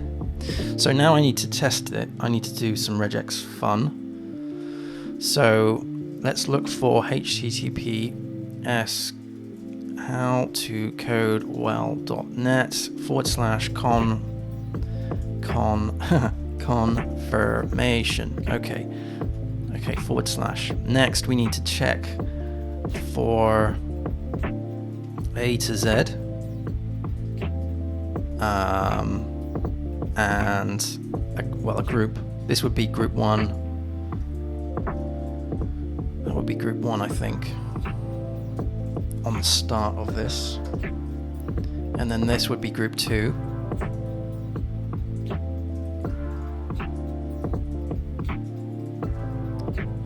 And we would do that. And then I can't remember. Can I do that as well? Yes, there we go. That's our regex. And then we stop. There we go. Right, that's our test. So I'm wondering, can I put this in? That's the start and the end points, the tildes. So we would have start and end tildes. Like so. All right. Let's give that a go. That'll fail. Which one was this? This is link message type.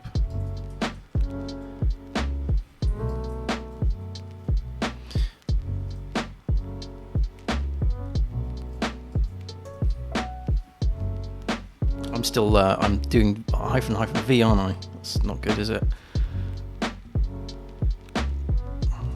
I just want to know whether that passed or failed. It should have failed, of course.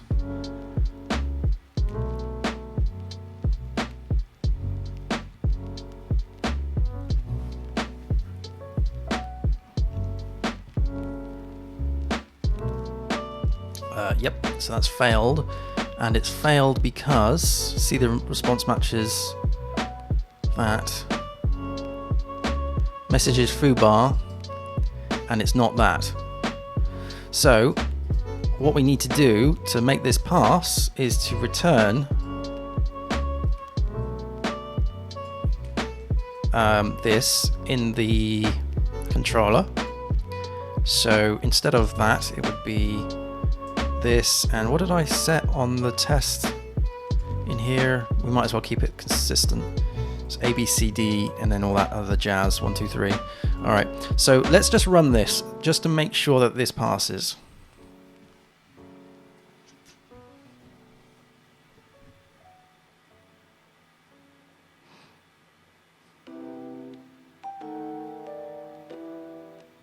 So that should pass.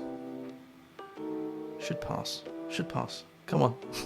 Yes, it passed. Okay, so, all right, so we've now moved away from just verifying the API, the endpoint that makes sure it's existing. We're now making sure that it returns the right regex code. Now, the next test is to now change this to be based on something random, right?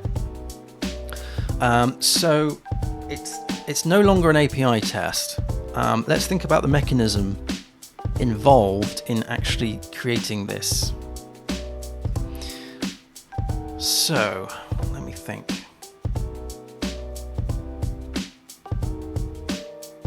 Should you use symbol? What's that? The tilde symbol. Yes, because the tilde symbol either side is verifying the delimiters. So if we went to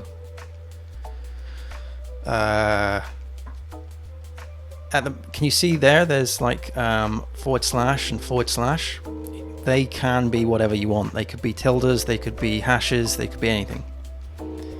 As long as there's one on either side. So I've just used tildes, but it could be something completely different. I only used tildes because they were using tildes. That was the only reason. All right. Okay. So we've got this response. But what we really want to do, let's create a variable called link. What we really want to do is create that randomly. So I'm just gonna put this into a variable dot, and then this is confirmation.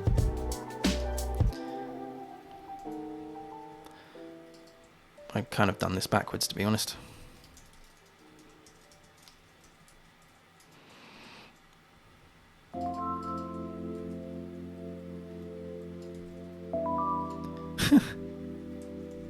Right, let's just make sure it still passes. I'm sure it does, but let's just make sure it still passes.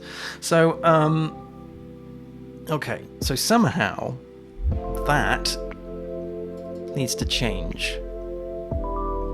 And it changes depending on the user that has forgotten the password. Now, of course, at this point in the application, the user hasn't logged in because they've forgotten their password, and therefore they will not have a user token. And we've checked for that. So a user cannot make this request. Only the system can make the request on behalf of the user who's forgotten their password.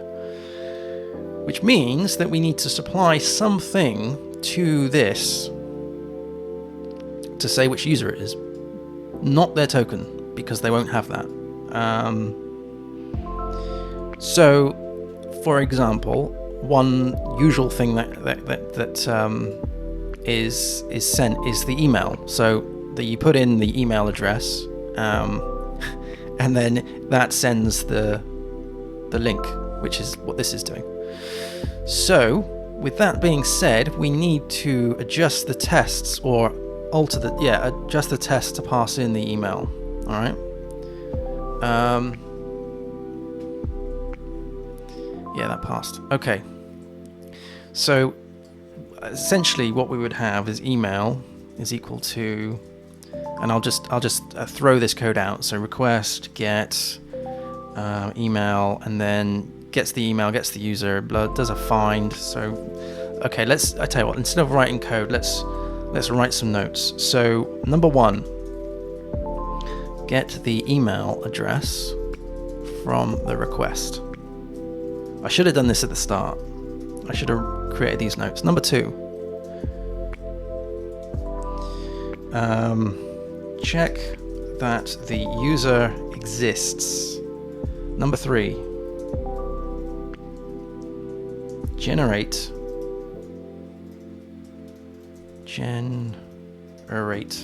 token, confirmation token. I shouldn't use the word token because I'll get myself confused. Confirmation token. Generate the confirmation code. Let's just say generate confirmation code, which is what this will be, confirmation code. And then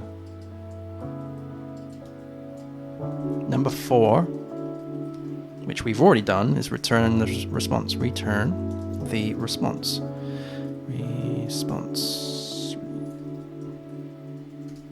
Okay, all right. Good. So, okay, so we need to adjust this to take an email. So what we do in the cest here, and I'm going to change this. This needs to, instead of password link, this is let's take this opportunity to do a bit of refactoring on these tests. This should be confirmation link. Confirmation code link.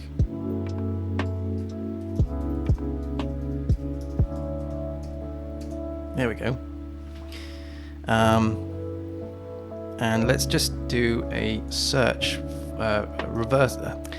search for a password. Change that to be confirmation. Is that the right spelling?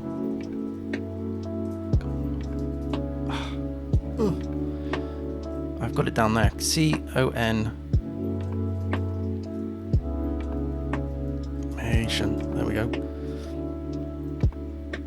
Replace all. User confirmation link. That doesn't make sense. It should just be user confirmation generate.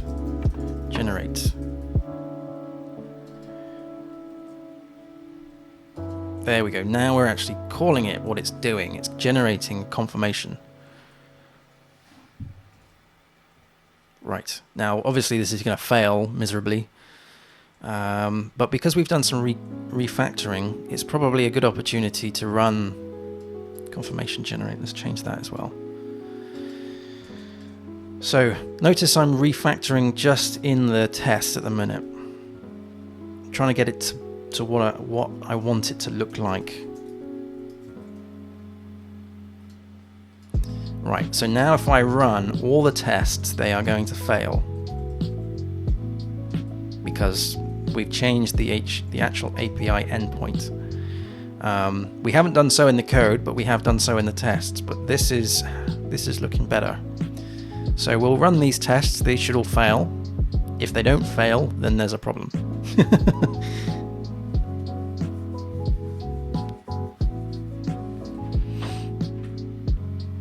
And this is a great example of, or in my opinion at least, of refactoring and TDD. You know, so it means that you can make these sweeping changes, and you've got something that verifies that what you've done is correct. What you've changed is correct. So, but these should all fail, and then I'll change the API endpoint, run them again, and they should all pass, and that's the refactoring done. Okay, so we go to here. I'm going to change this to now be confirmation generate, or just API confirmation. Confirmation generate. All right. Okay, and then what I want to do is change that to be confirmation generate. And is that all I need to do? I think that is it. So let's run the tests once more. And hopefully they've all passed. They'll all pass. No token.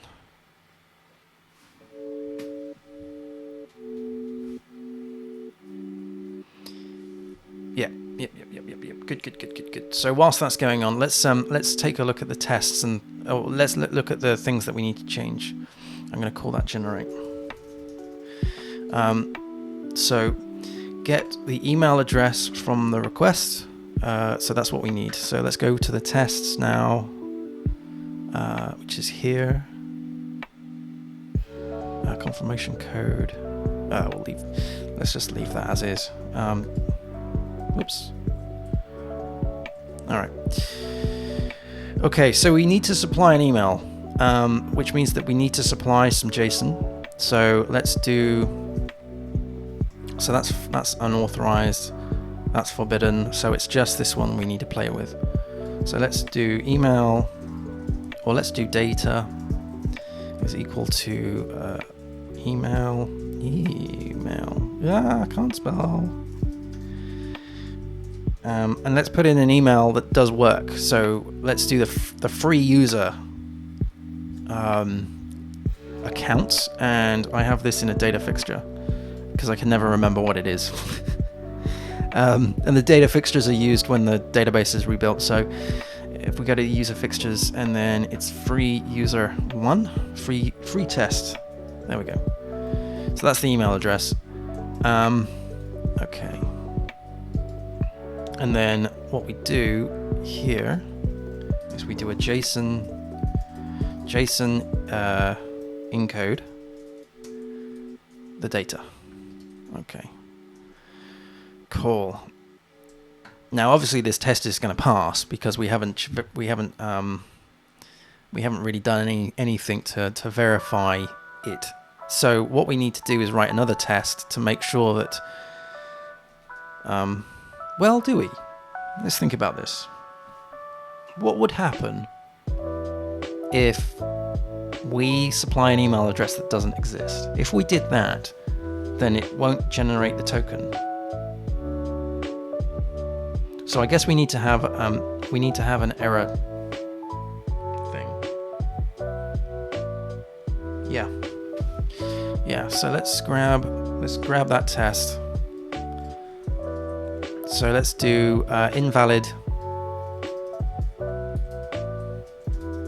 email test. Okay.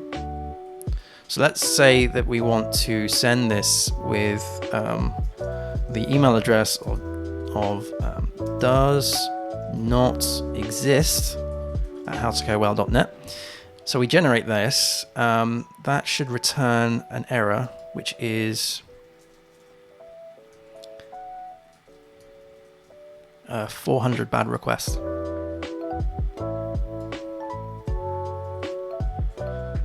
Okay, so this is invalid email. Okay. So let's run that test.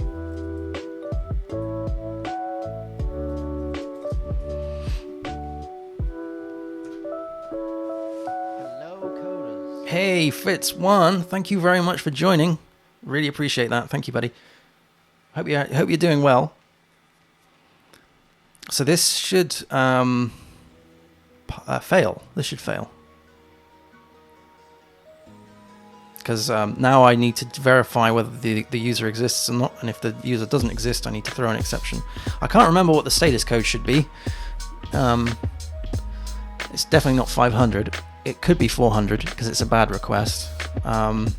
Could it be a 401 because it's access denied? No, because the access is on the system, so that's not the case. Anyway, it's failed. Failed asserting that 200 matches 400. So what we need to do in the actual code is we're now at this point, we need to check that the user exists. So what I need to do is say email is equal to request get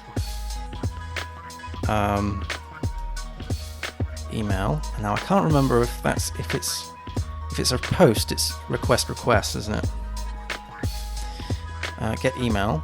Okay, so then what we do is we there's no need of validating that the email is an email address. All we need to do is check that the email exists on the system and that there's a user that has that. So what we need to do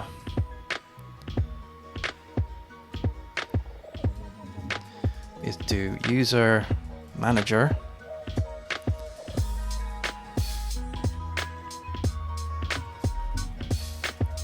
user is equal to user manager.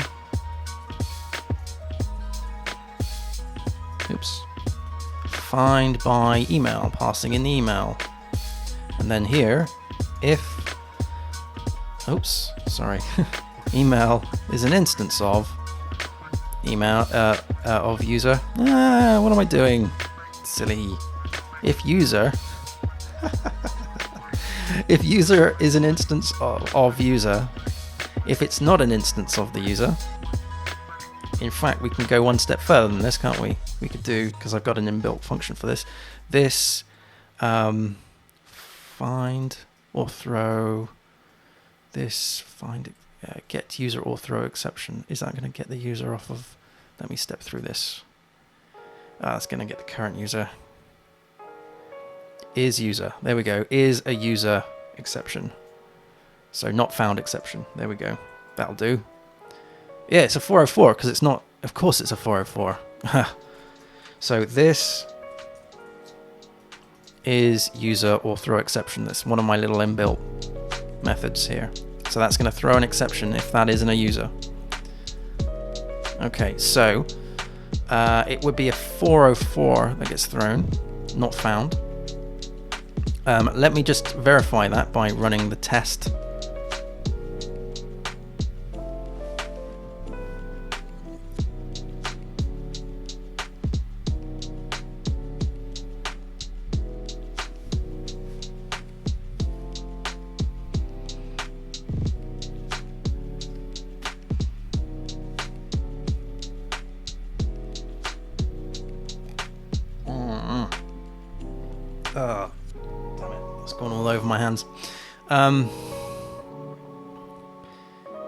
Yeah, so it's a 404, but I'm expecting a 400. So let's change the test to be the right thing, which is here. So that should be not found. 404. There we go.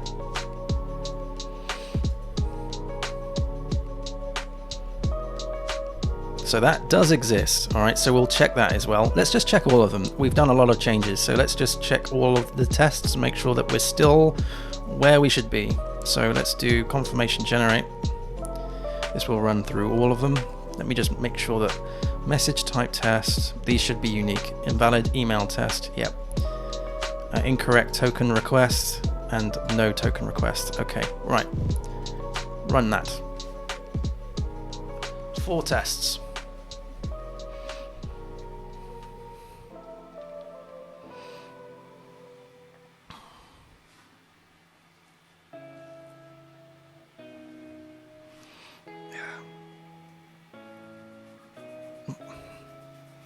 So apologies, this is taking time to do these tests, simply because these APIs, as I keep saying, these APIs are dropping the database and rebuilding it for each test. So these do take time.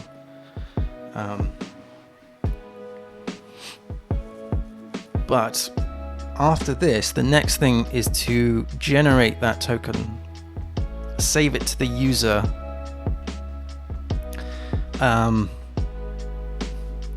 I can't remember if there's anything for that. So we've got user. Do we have something like get confirmation token, set confirmation? So I can set the confirmation token. So I need some mechanism to generate that, don't I? How are we getting on? 4 tests, 5 assertions. They've all passed. Good. Okay, so we're walking on stable ground. That's nice. So the next thing here is to generate the token. Somehow. How do we do it?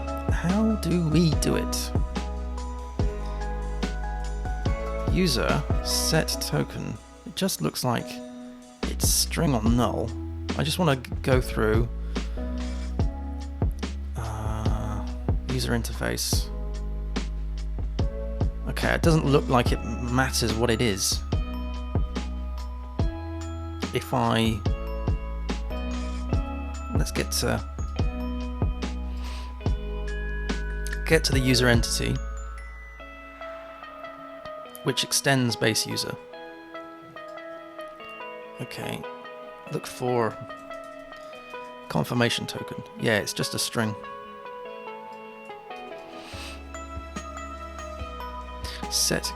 Yeah, it's just a string. It's just a string, nothing special about it. Alright, so I guess we really should think about how this is generated and maybe move away from the API and do it as a unit test. Just trying to think how best to do it. I'm going to have a look at I guess it could be MD5, it could be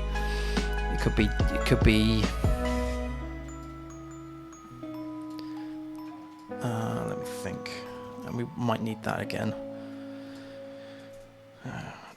Symfony FOSS user. I just want to see how other people have done it. Set confirmation token.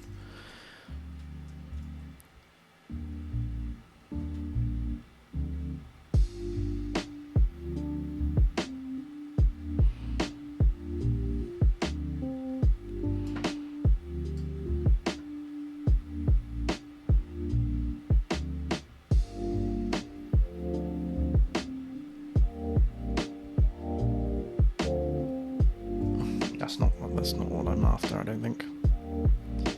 No, not at all. FOSS user bundle. Registration confirmation. Confirmation enabled is true. The first, no, don't need to worry about that. Password make default mailer. Configurations email. Nope.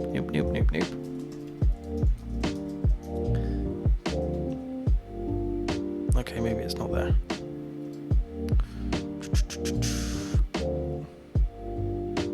Customize everything with events is Hotmail. Nope, nothing to do with that. Set confirmation token on.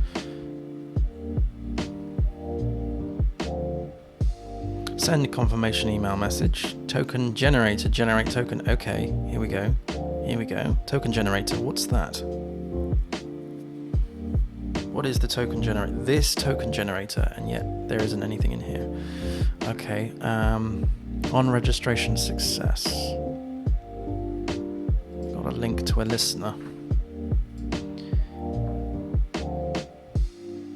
Token generator is token generator interface. Okay, looks like we need a little utility mechanism for this. All right, let's create a unit test.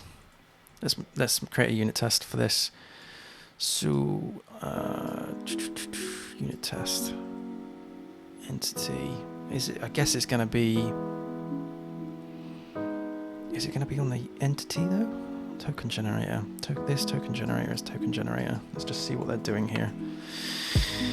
If get token, then set token. This token generator generate. Okay. And then this send confirmation email message. Token generator. That's all it is. It's just a generation.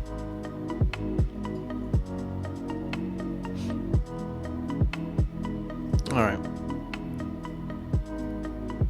Well, okay. If we were to do this through the API, right? What we would do is we would pass in. Let's update that. We would pass in the token generator, and I think I'm going to do this through the constructor this time.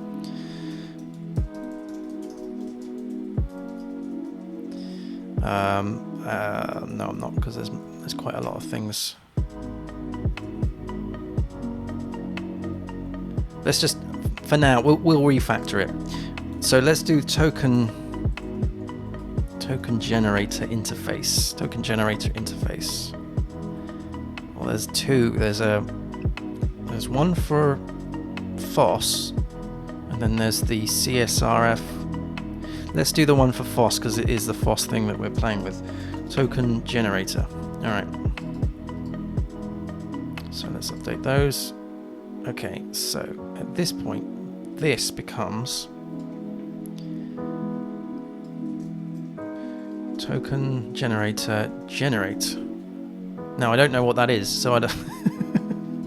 I don't know what that is. So we'll well, we'll see. I suppose we'll see.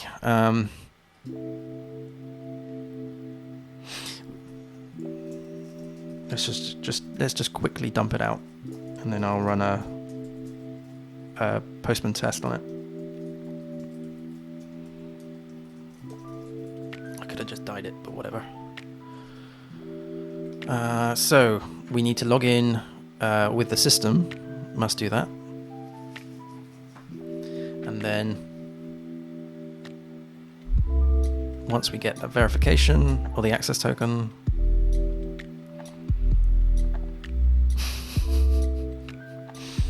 Oh, this is so slow.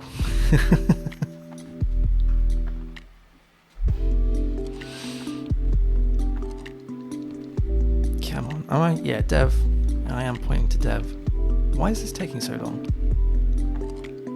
There we go. Okay, so we got the token, and if we go to user password and then hit send, we oh no, that needs to be system token. Ugh. Let's just cancel that request. Run it again.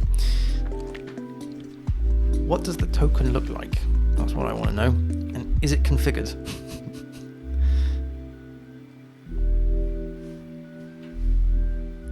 Hey? Oh, I've changed the thing, haven't I? Yes, I've changed the endpoints. Of course I have. All right, what have I changed them to? Confirmation generate.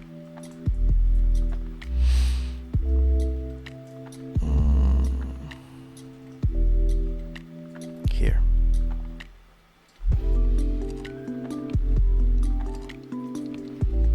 Okay, let's send that.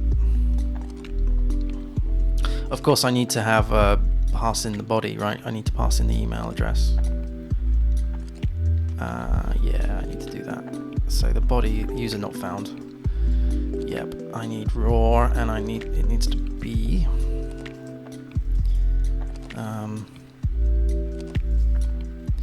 Is it raw? Forget. System login. Body. Yeah, it is raw. Let's just copy that. Password.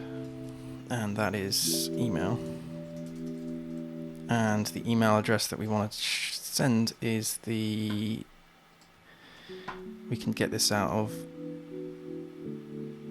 the monthly user. It's free user email. Username. That'll do.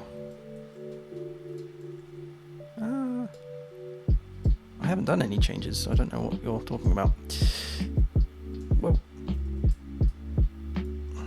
Ah, rubbish. User. I've lost it. I've lost it. Totally lost it. Totally lost it. User, not user token, free user email. That's what I want to do.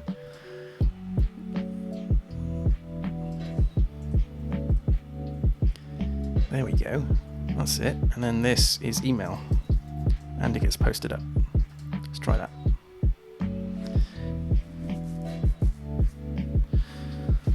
Let's try that.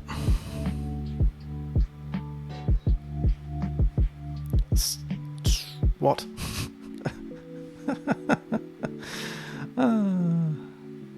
Why? That's not good.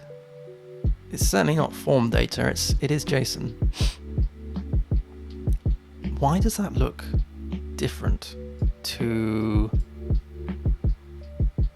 that? It's raw. Oh, it's because it's invalid JSON, that's why. Or is it? No, that looks fine. Let's just put in the email address rather than get it out of the...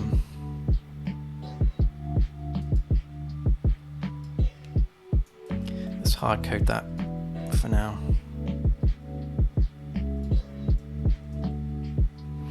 Oh, I probably need to, on the headers... Yeah, I'm going to need to do content type is plain text, that's why. I need to change that to be on headers. Content type is application JSON. I need to copy that. Paste that into here. Let's do a Control Z to get it back to what it was. Go to headers, change that to be text. Can I paste that in, please? No? Okay, I'll have to write it. Are you going to allow me to change that? No. Okay. How rude.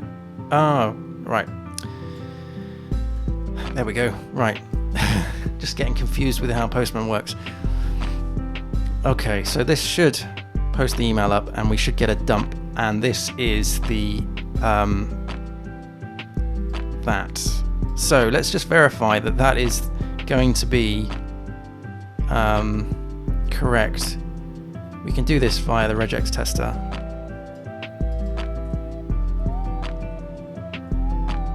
Yes, that is correct. Yes, so that will still pass. Wonderful. Okay, good. Good. Okay, so we go back to here and then what we do. So there's no need to actually create a little utility because it just is that, to be honest, isn't it? However, saying that, we get the user.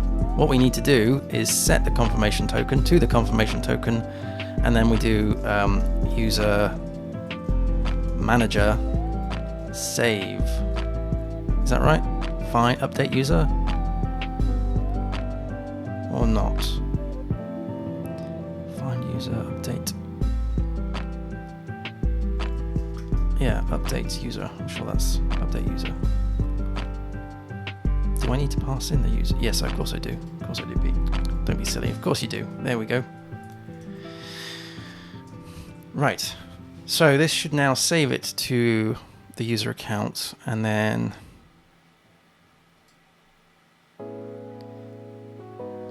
yeah.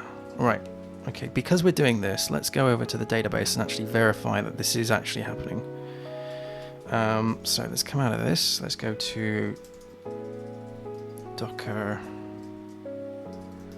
exec-it API underscore Yeah, let's do it like that. API underscore API. Or is it DB? It's DB, isn't it? There we go. Right. Use.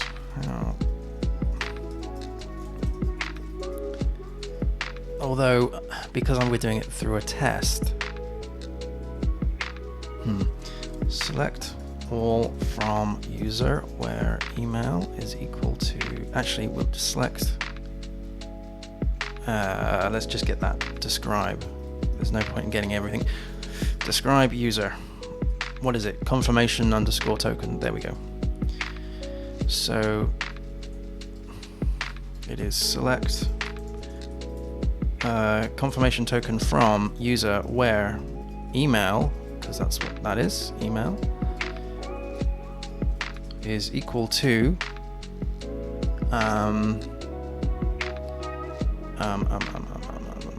not that one, this one. Okay, so this will be blank or null. But if I now run this through Postman, hopefully we should see something change.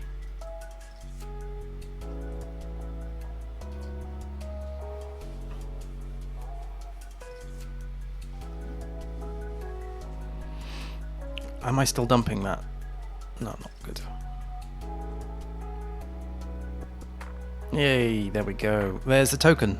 There's the token. And if we ran that, we got the token. Woohoo! Cool. So let's just make sure the tests still behave.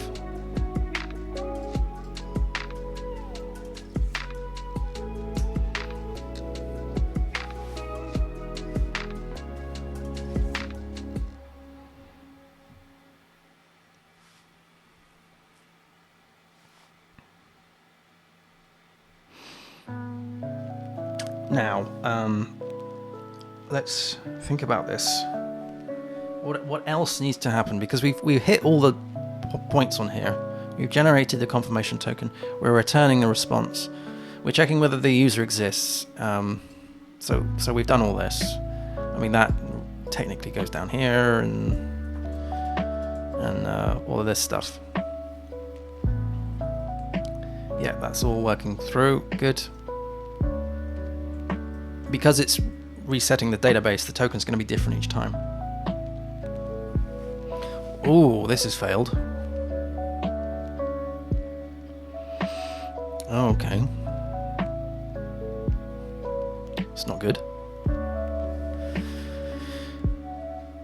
No doubt that'll be a regex thing.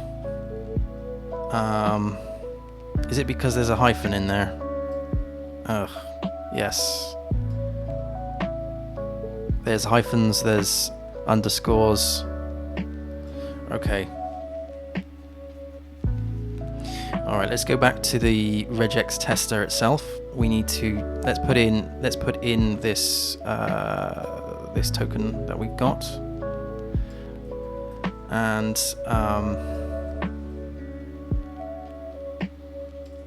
so that's the token. It hasn't found anything. Just press Ctrl Z on that. No match.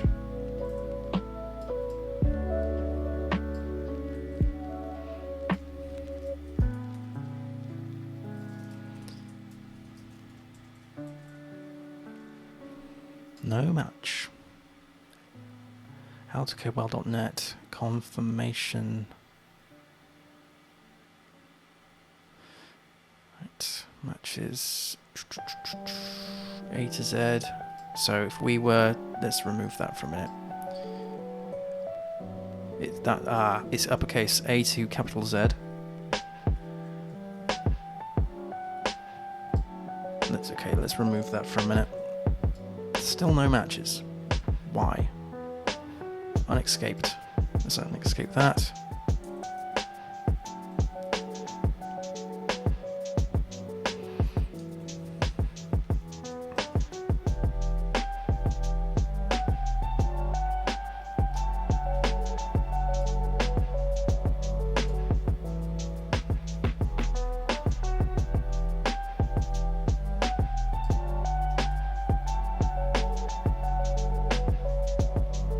That's weird.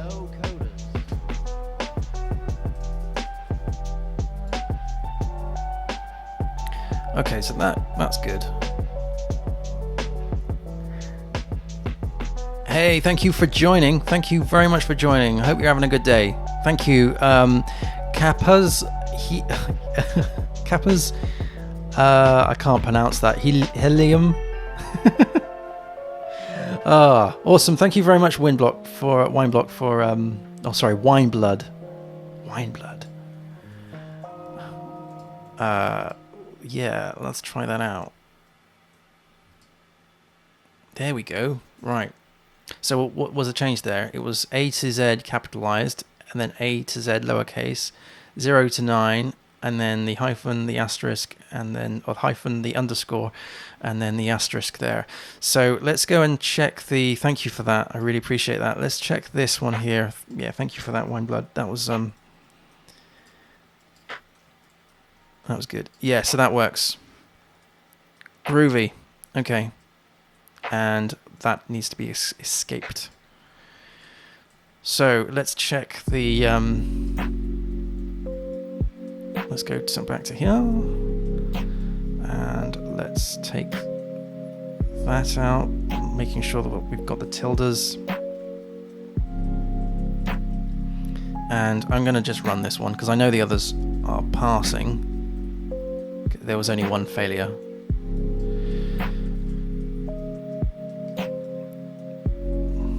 Oops, no. Didn't copy that. That didn't go to my clipboard. There we go.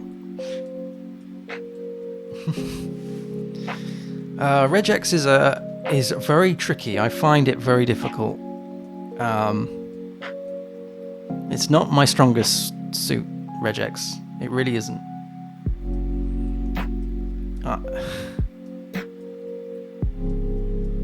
Oh, sweet. Well done, Slayerdarth. Got the categories and date archives working in Jekyll. Nice. Yeah, I do like Jekyll. Cool, that's passing now. That is passing. So let's just run them all again, just to make sure that everything is wired up as it should be. And we can think about maybe refactoring this a little bit.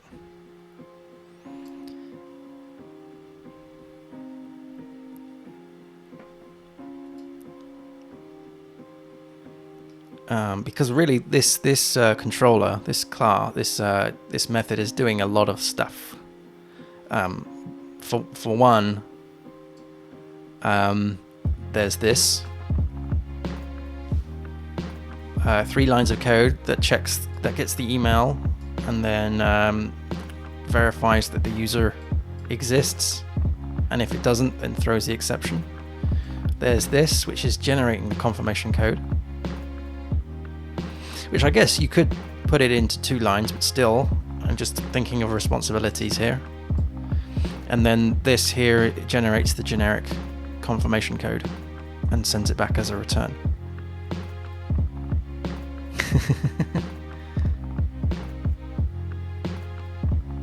Do you do like crazy things with like reverse lookups and stuff like that? Because that really blows my mind. The way that you can look backwards in the regex.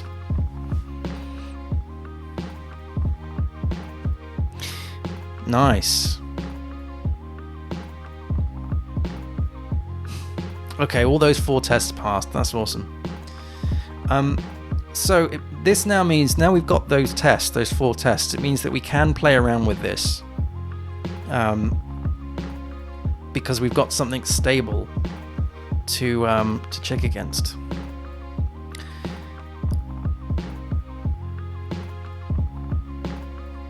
So the first thing I'm thinking is this thing here. So this is a little helper method that I've created. It's basically checks that the instance of the user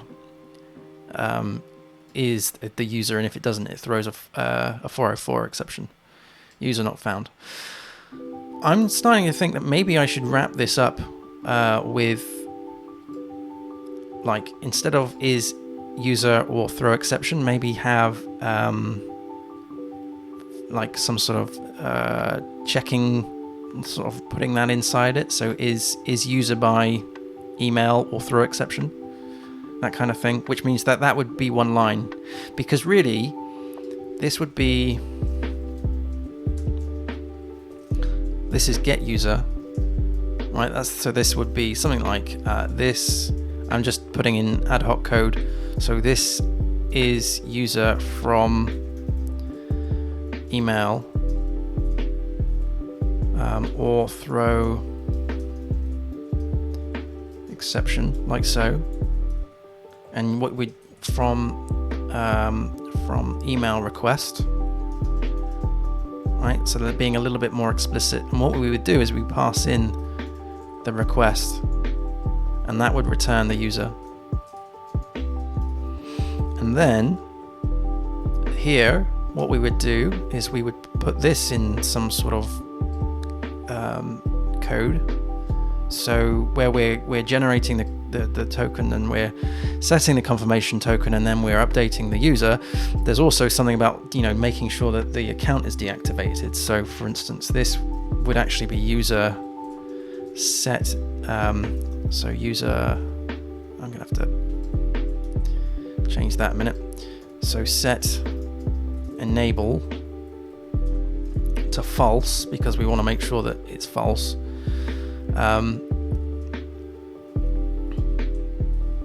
So this would be wrapped up in something like, so this is set the user.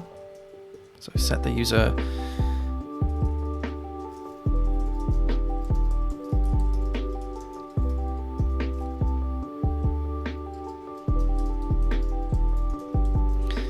So this would then be user, or this would be some form of manager. So maybe it would be the user manager, update user confirmation, or update user with confirmation code, something like that, token, whatever. And then that would generate.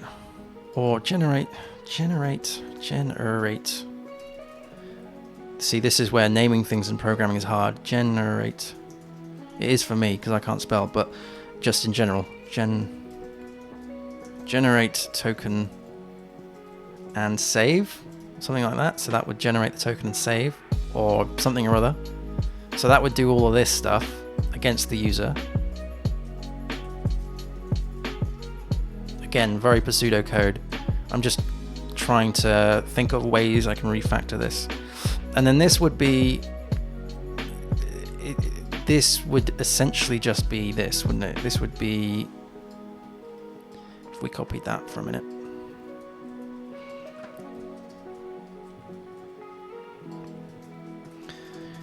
User get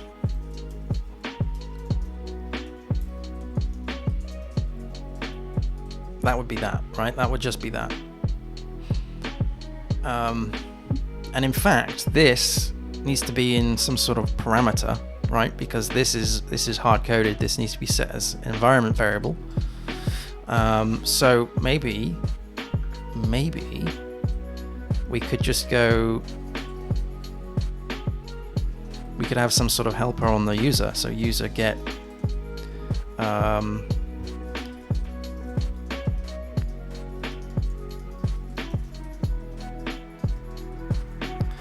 And I guess it would be by the user manager. User manager get confirmation token. In fact, if we just wrap this up, right? We just wrap this up to generate confirmation token, right? This would return a string of the token we pass in the user. This would do this, and it would do that. It would do this, and it would do this. So this is get confirmation link. Right. So this would return that. So that would be link. So really, thinking about it, that is now in one line. And then down here, this is also in one line, which covers, so it's not that anymore, which covers that off. And so that would be link. And in fact, we could probably put the generic message into there. So therefore, it is just that. So let me just comment all this out.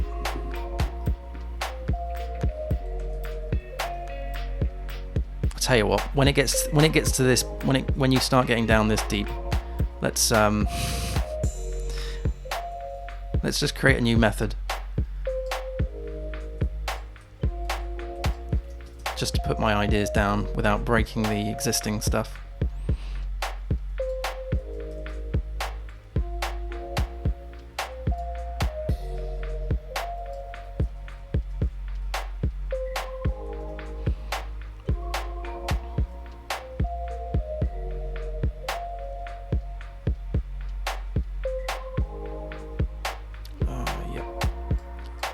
Generate confirmation link is what I wanted it to be.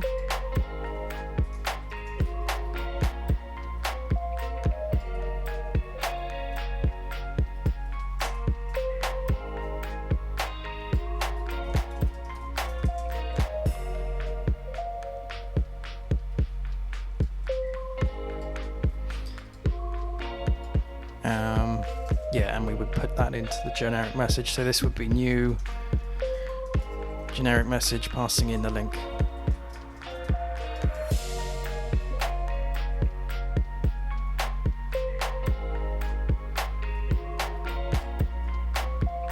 Right, there we go. 2 lines of code. So first of all, is user email is user from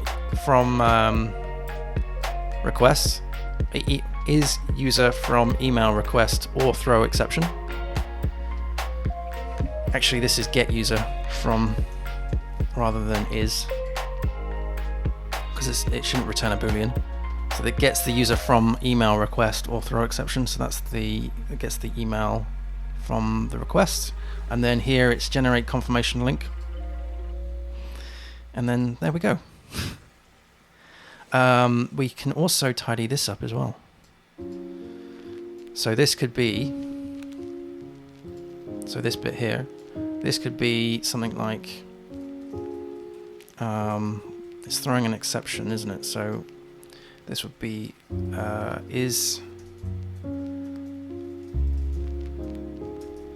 so this would be this, is user from, is system user or throw exception, which would be this stuff.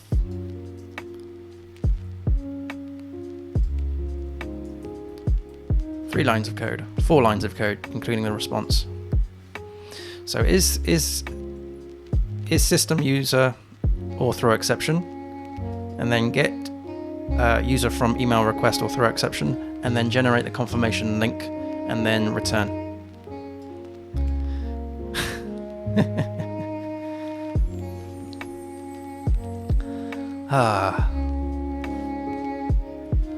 That would be nice, wouldn't it?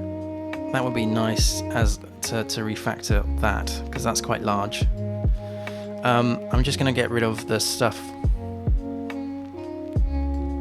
that I know doesn't work.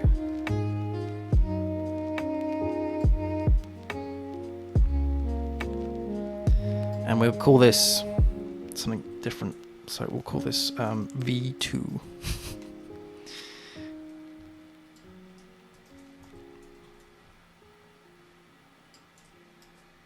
Just so we've got some right. And why didn't that? I'll optimize the imports. There we go.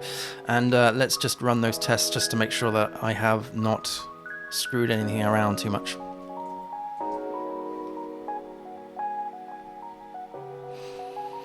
Cool.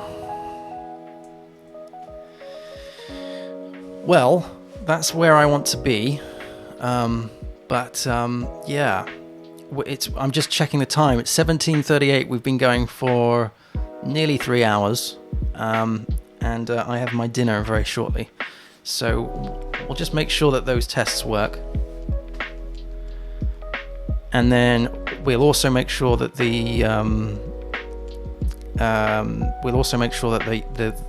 Phpstorm is running. I'm just going to shoot off to the loo, but I will be back very, very shortly, and then we'll run the test. So I'll keep this going.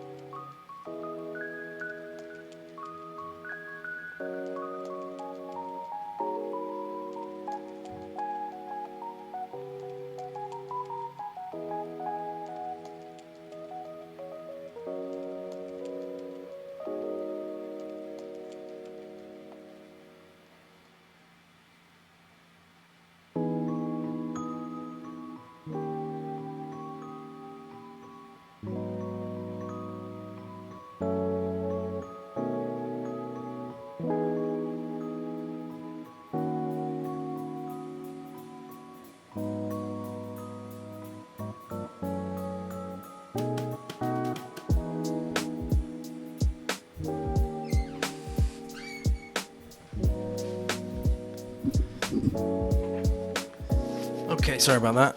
Let's just run all that looks fine. Let's run all the tests. Let's come out of this, and then I will answer your question. So let's do make tests now. This is going to run the whole test suite, but what I do need to do is just comment out this. Simply because this is going to break Phpstorm, and I will put myself as put a task to refactor that into this. So this is now going to run PHP beautifier. It's then going to run PHP depend, and then it's going to run Phpstorm and all the other jazz, and then all the tests. So we'll work this through. So just going through the okay, let me oh dear, let me solve those. But Wineblood is asking, I have one quick question before the stream ends. How was this approach better than writing the code first, then writing the test? Well, it made me think about, as I was doing it, it made me think about, what the URL is going to be, the API endpoint. It made me think about the security side of this. I think if I just created the code first, I wouldn't have made the check for whether or not a user can or cannot access this. I didn't think that far ahead. When you write the test first, you force yourself to think about how you're going to write the test. How you're going to write the code. So if you write the test first, you think about how you're going to write the code, because you're writing the test that makes sure that the code that you write is going to pass. So you write this failing test first to say, this is what I want to achieve, essentially that. This is what I want to achieve, and this is my expected output to ensure that what I achieve is what I set out to achieve. Right, so we need to fix this. Set confirmation on FOSS user null. Oh, PHP Stan. So what's this? Line 41. Set confirmation token on user. User, find user or null. Oh, okay, right, I need to set this, I need to wrap this in an if statement. I gotcha. Okay, if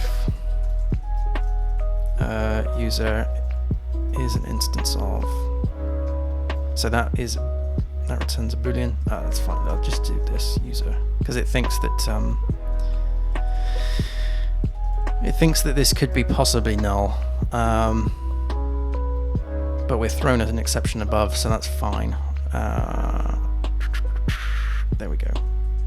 And we probably need to wrap that in as well. So let's put that into there. Okay, what else is wrong? Let's run those tests. Cannot call set enabled on FOSS. Yeah, that should wrap that up too. Update user expects user interface, but user interface or null is given. That should solve that. And cannot call on user interface or null. That should sort that out too, I think. Yeah, I think so. It is a subjective thing, definitely. Yeah, it says. Yeah, I mean, the last thing I would say on the matter is that as long as there is a test, it doesn't matter where it's come from. It could be before or after the test, or before or after writing the code. As long as there's a test, you know, then that's good. It doesn't, in my opinion, it doesn't really matter. Like, I'm not one of these people who go, you have to do everything like TDD. No way. If you watch the rest of my streams, I don't do that. I don't do that. No way. Okay, good. This is all done. Sweet. So we'll just wait for the tests to roll through. Yeah, no, I don't do that at all. In fact, in my freelance stuff, there's a couple of clients that I do TDD, just because that's how they do it. So you kind of have to fit in. But some clients that I've got, they've got really sharp deadlines. So this takes time. TDD takes time.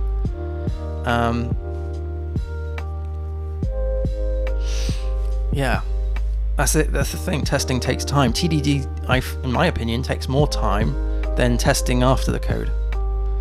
But I think that if you do TDD, you test more things. Hence why it takes more time, because you're giving yourself the opportunity to actually think about what it is that you're actually wanting to achieve before you attempt to achieve it. But you're totally right. It's totally subjective. Okay, right. Well, I wouldn't mind just waiting until all of these tests run through. I know there's a fair amount of them, but I just want to get an idea as to. It's always been my goal that after each stream I run all of the tests just to make sure that I haven't broken anything.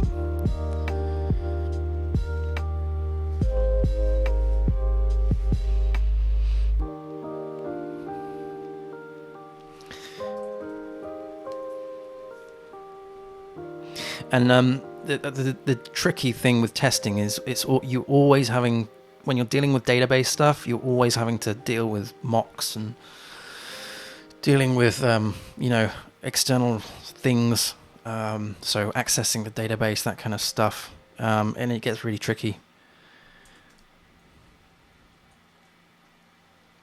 An API test is a bit like an acceptance test, I guess, because you're essentially testing the response based on a request rather than a unit of work. So this would be a unit of work, right? This would be a unit of work.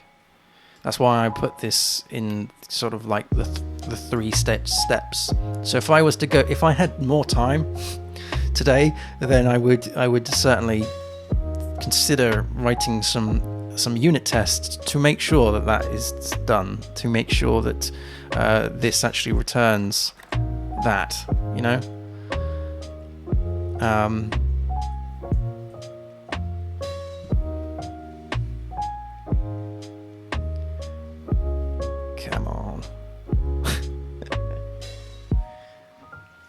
The more of these API tests and integration tests that I write, the more I think that maybe I should be farming these tests off to an external system and just run them like once a day or something like that, just because it takes so long, because we're having to touch the database, drop the database, rebuild the database. And it's because these tests manipulate the database. I mean, what we're doing here is we're setting we're changing the user. We're actually saving the user. In fact, there's no need for that. I don't know why I did that. There we go. Confirmation token is just that, isn't it? Set confirmation. Yeah. This really should be. It's fine. Yeah. Refactoring is required.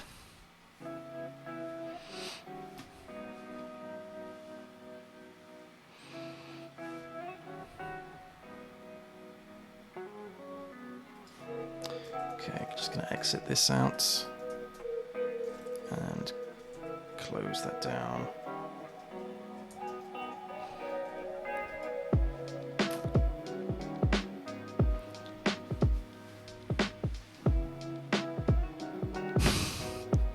I see Slayer Darth is digging at clients. Sometimes you need a proper HTML structure in place, and you can't necessarily assume the client knows the structure of their HTML. No, you can't.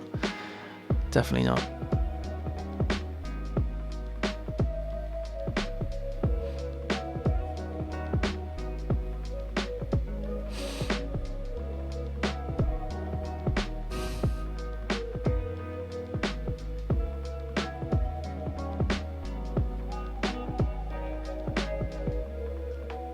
Okay, come on.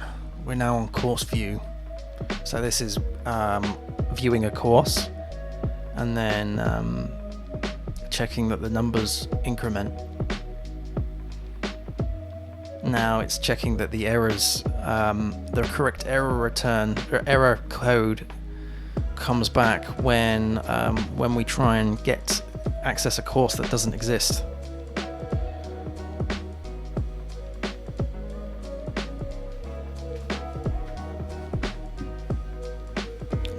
I think I may have left my phone in the other room. That was a foolish mistake.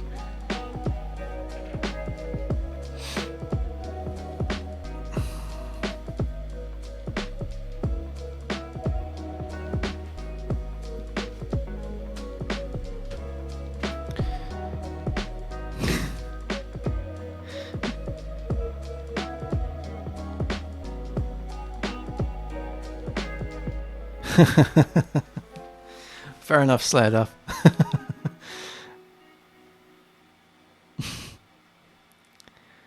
You know what they say about assumptions?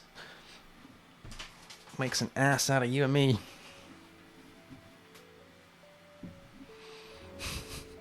I've left my phone.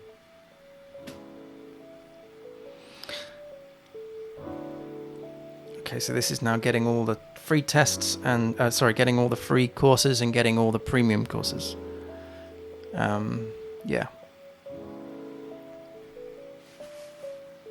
At some point, I'm going to need to look at my data fixtures, because we've got so many. Because we're content stocking now. Can I show you that? Is that possible? Of what I'm actually doing. We go to staging. Yeah. So this isn't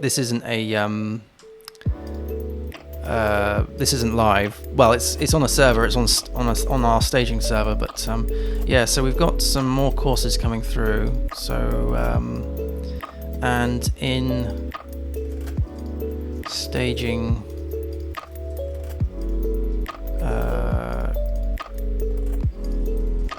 cms.staging.net/cms.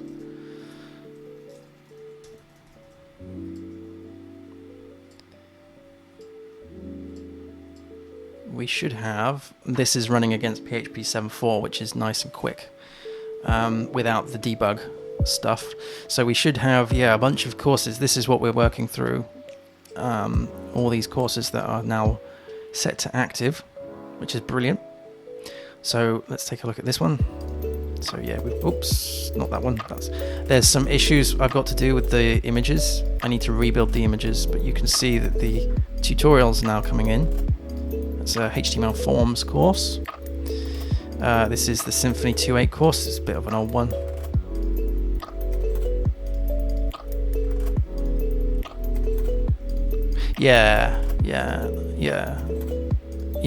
You can't really be selective when you start out being a freelancer, but definitely the further on you are, the more selective and stuff. But every client I've had, large and small, they do things slightly differently. There's different ways of deploying, different ways of testing, different approaches to projects. There's never ever been, and I've worked on projects that are massive, and I've worked on projects that are tiny, and everyone seems to have a very different approach. Some of them, they follow like the core sort of agile type thing, right? And others will choose parts of the agile approach. I've never sort of gone, oh yeah, just like such and such. So that's one with an image. But I do think that being a freelancer has helped me grow as a programmer, because the fact that you have exposure to all of these different ways of doing things. So you kind of become more aware of what works and what doesn't work, what wastes time and what is more efficient. And by having that, you then become more, or you can become more if you wish, to be more of a consultant over an actual coder. So someone who actually is able to consult the team, because you have that experience that you can bring to the table. We're still doing the APIs.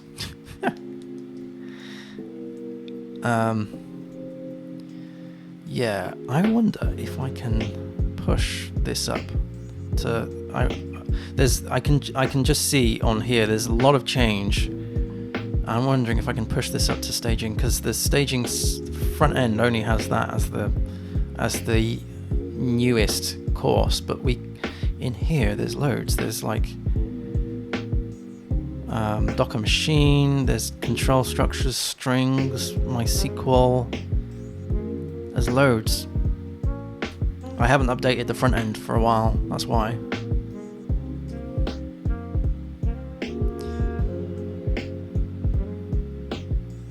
Yeah, it definitely does. So agree with that, Slayer Darth. It definitely helps with the soft skills. Definitely. Yeah. As you cannot use the project manager to shield. Yeah. Yes.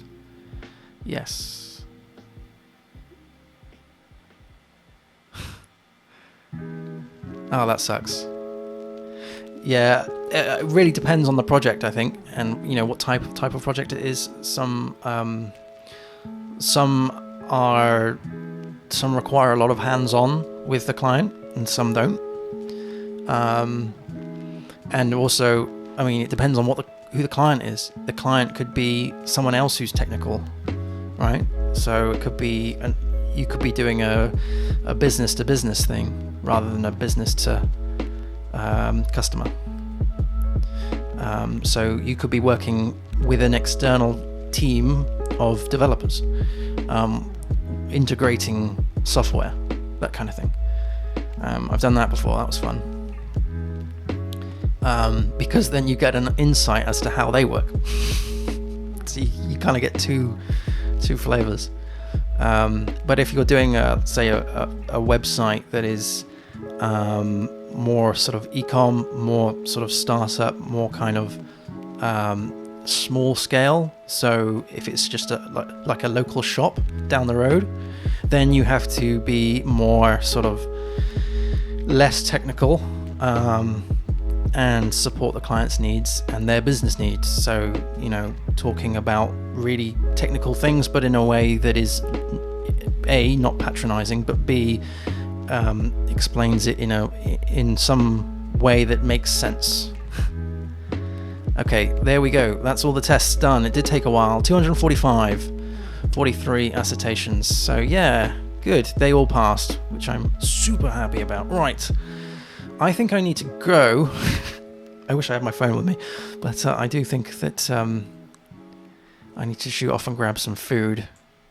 But yeah, thank you ever so much for watching, everybody. Happy coding, everybody. And I will see you again on Tuesday morning at 7 in the morning, British summertime. Thank you ever so much. Happy coding, everyone. Cheers. Bye-bye.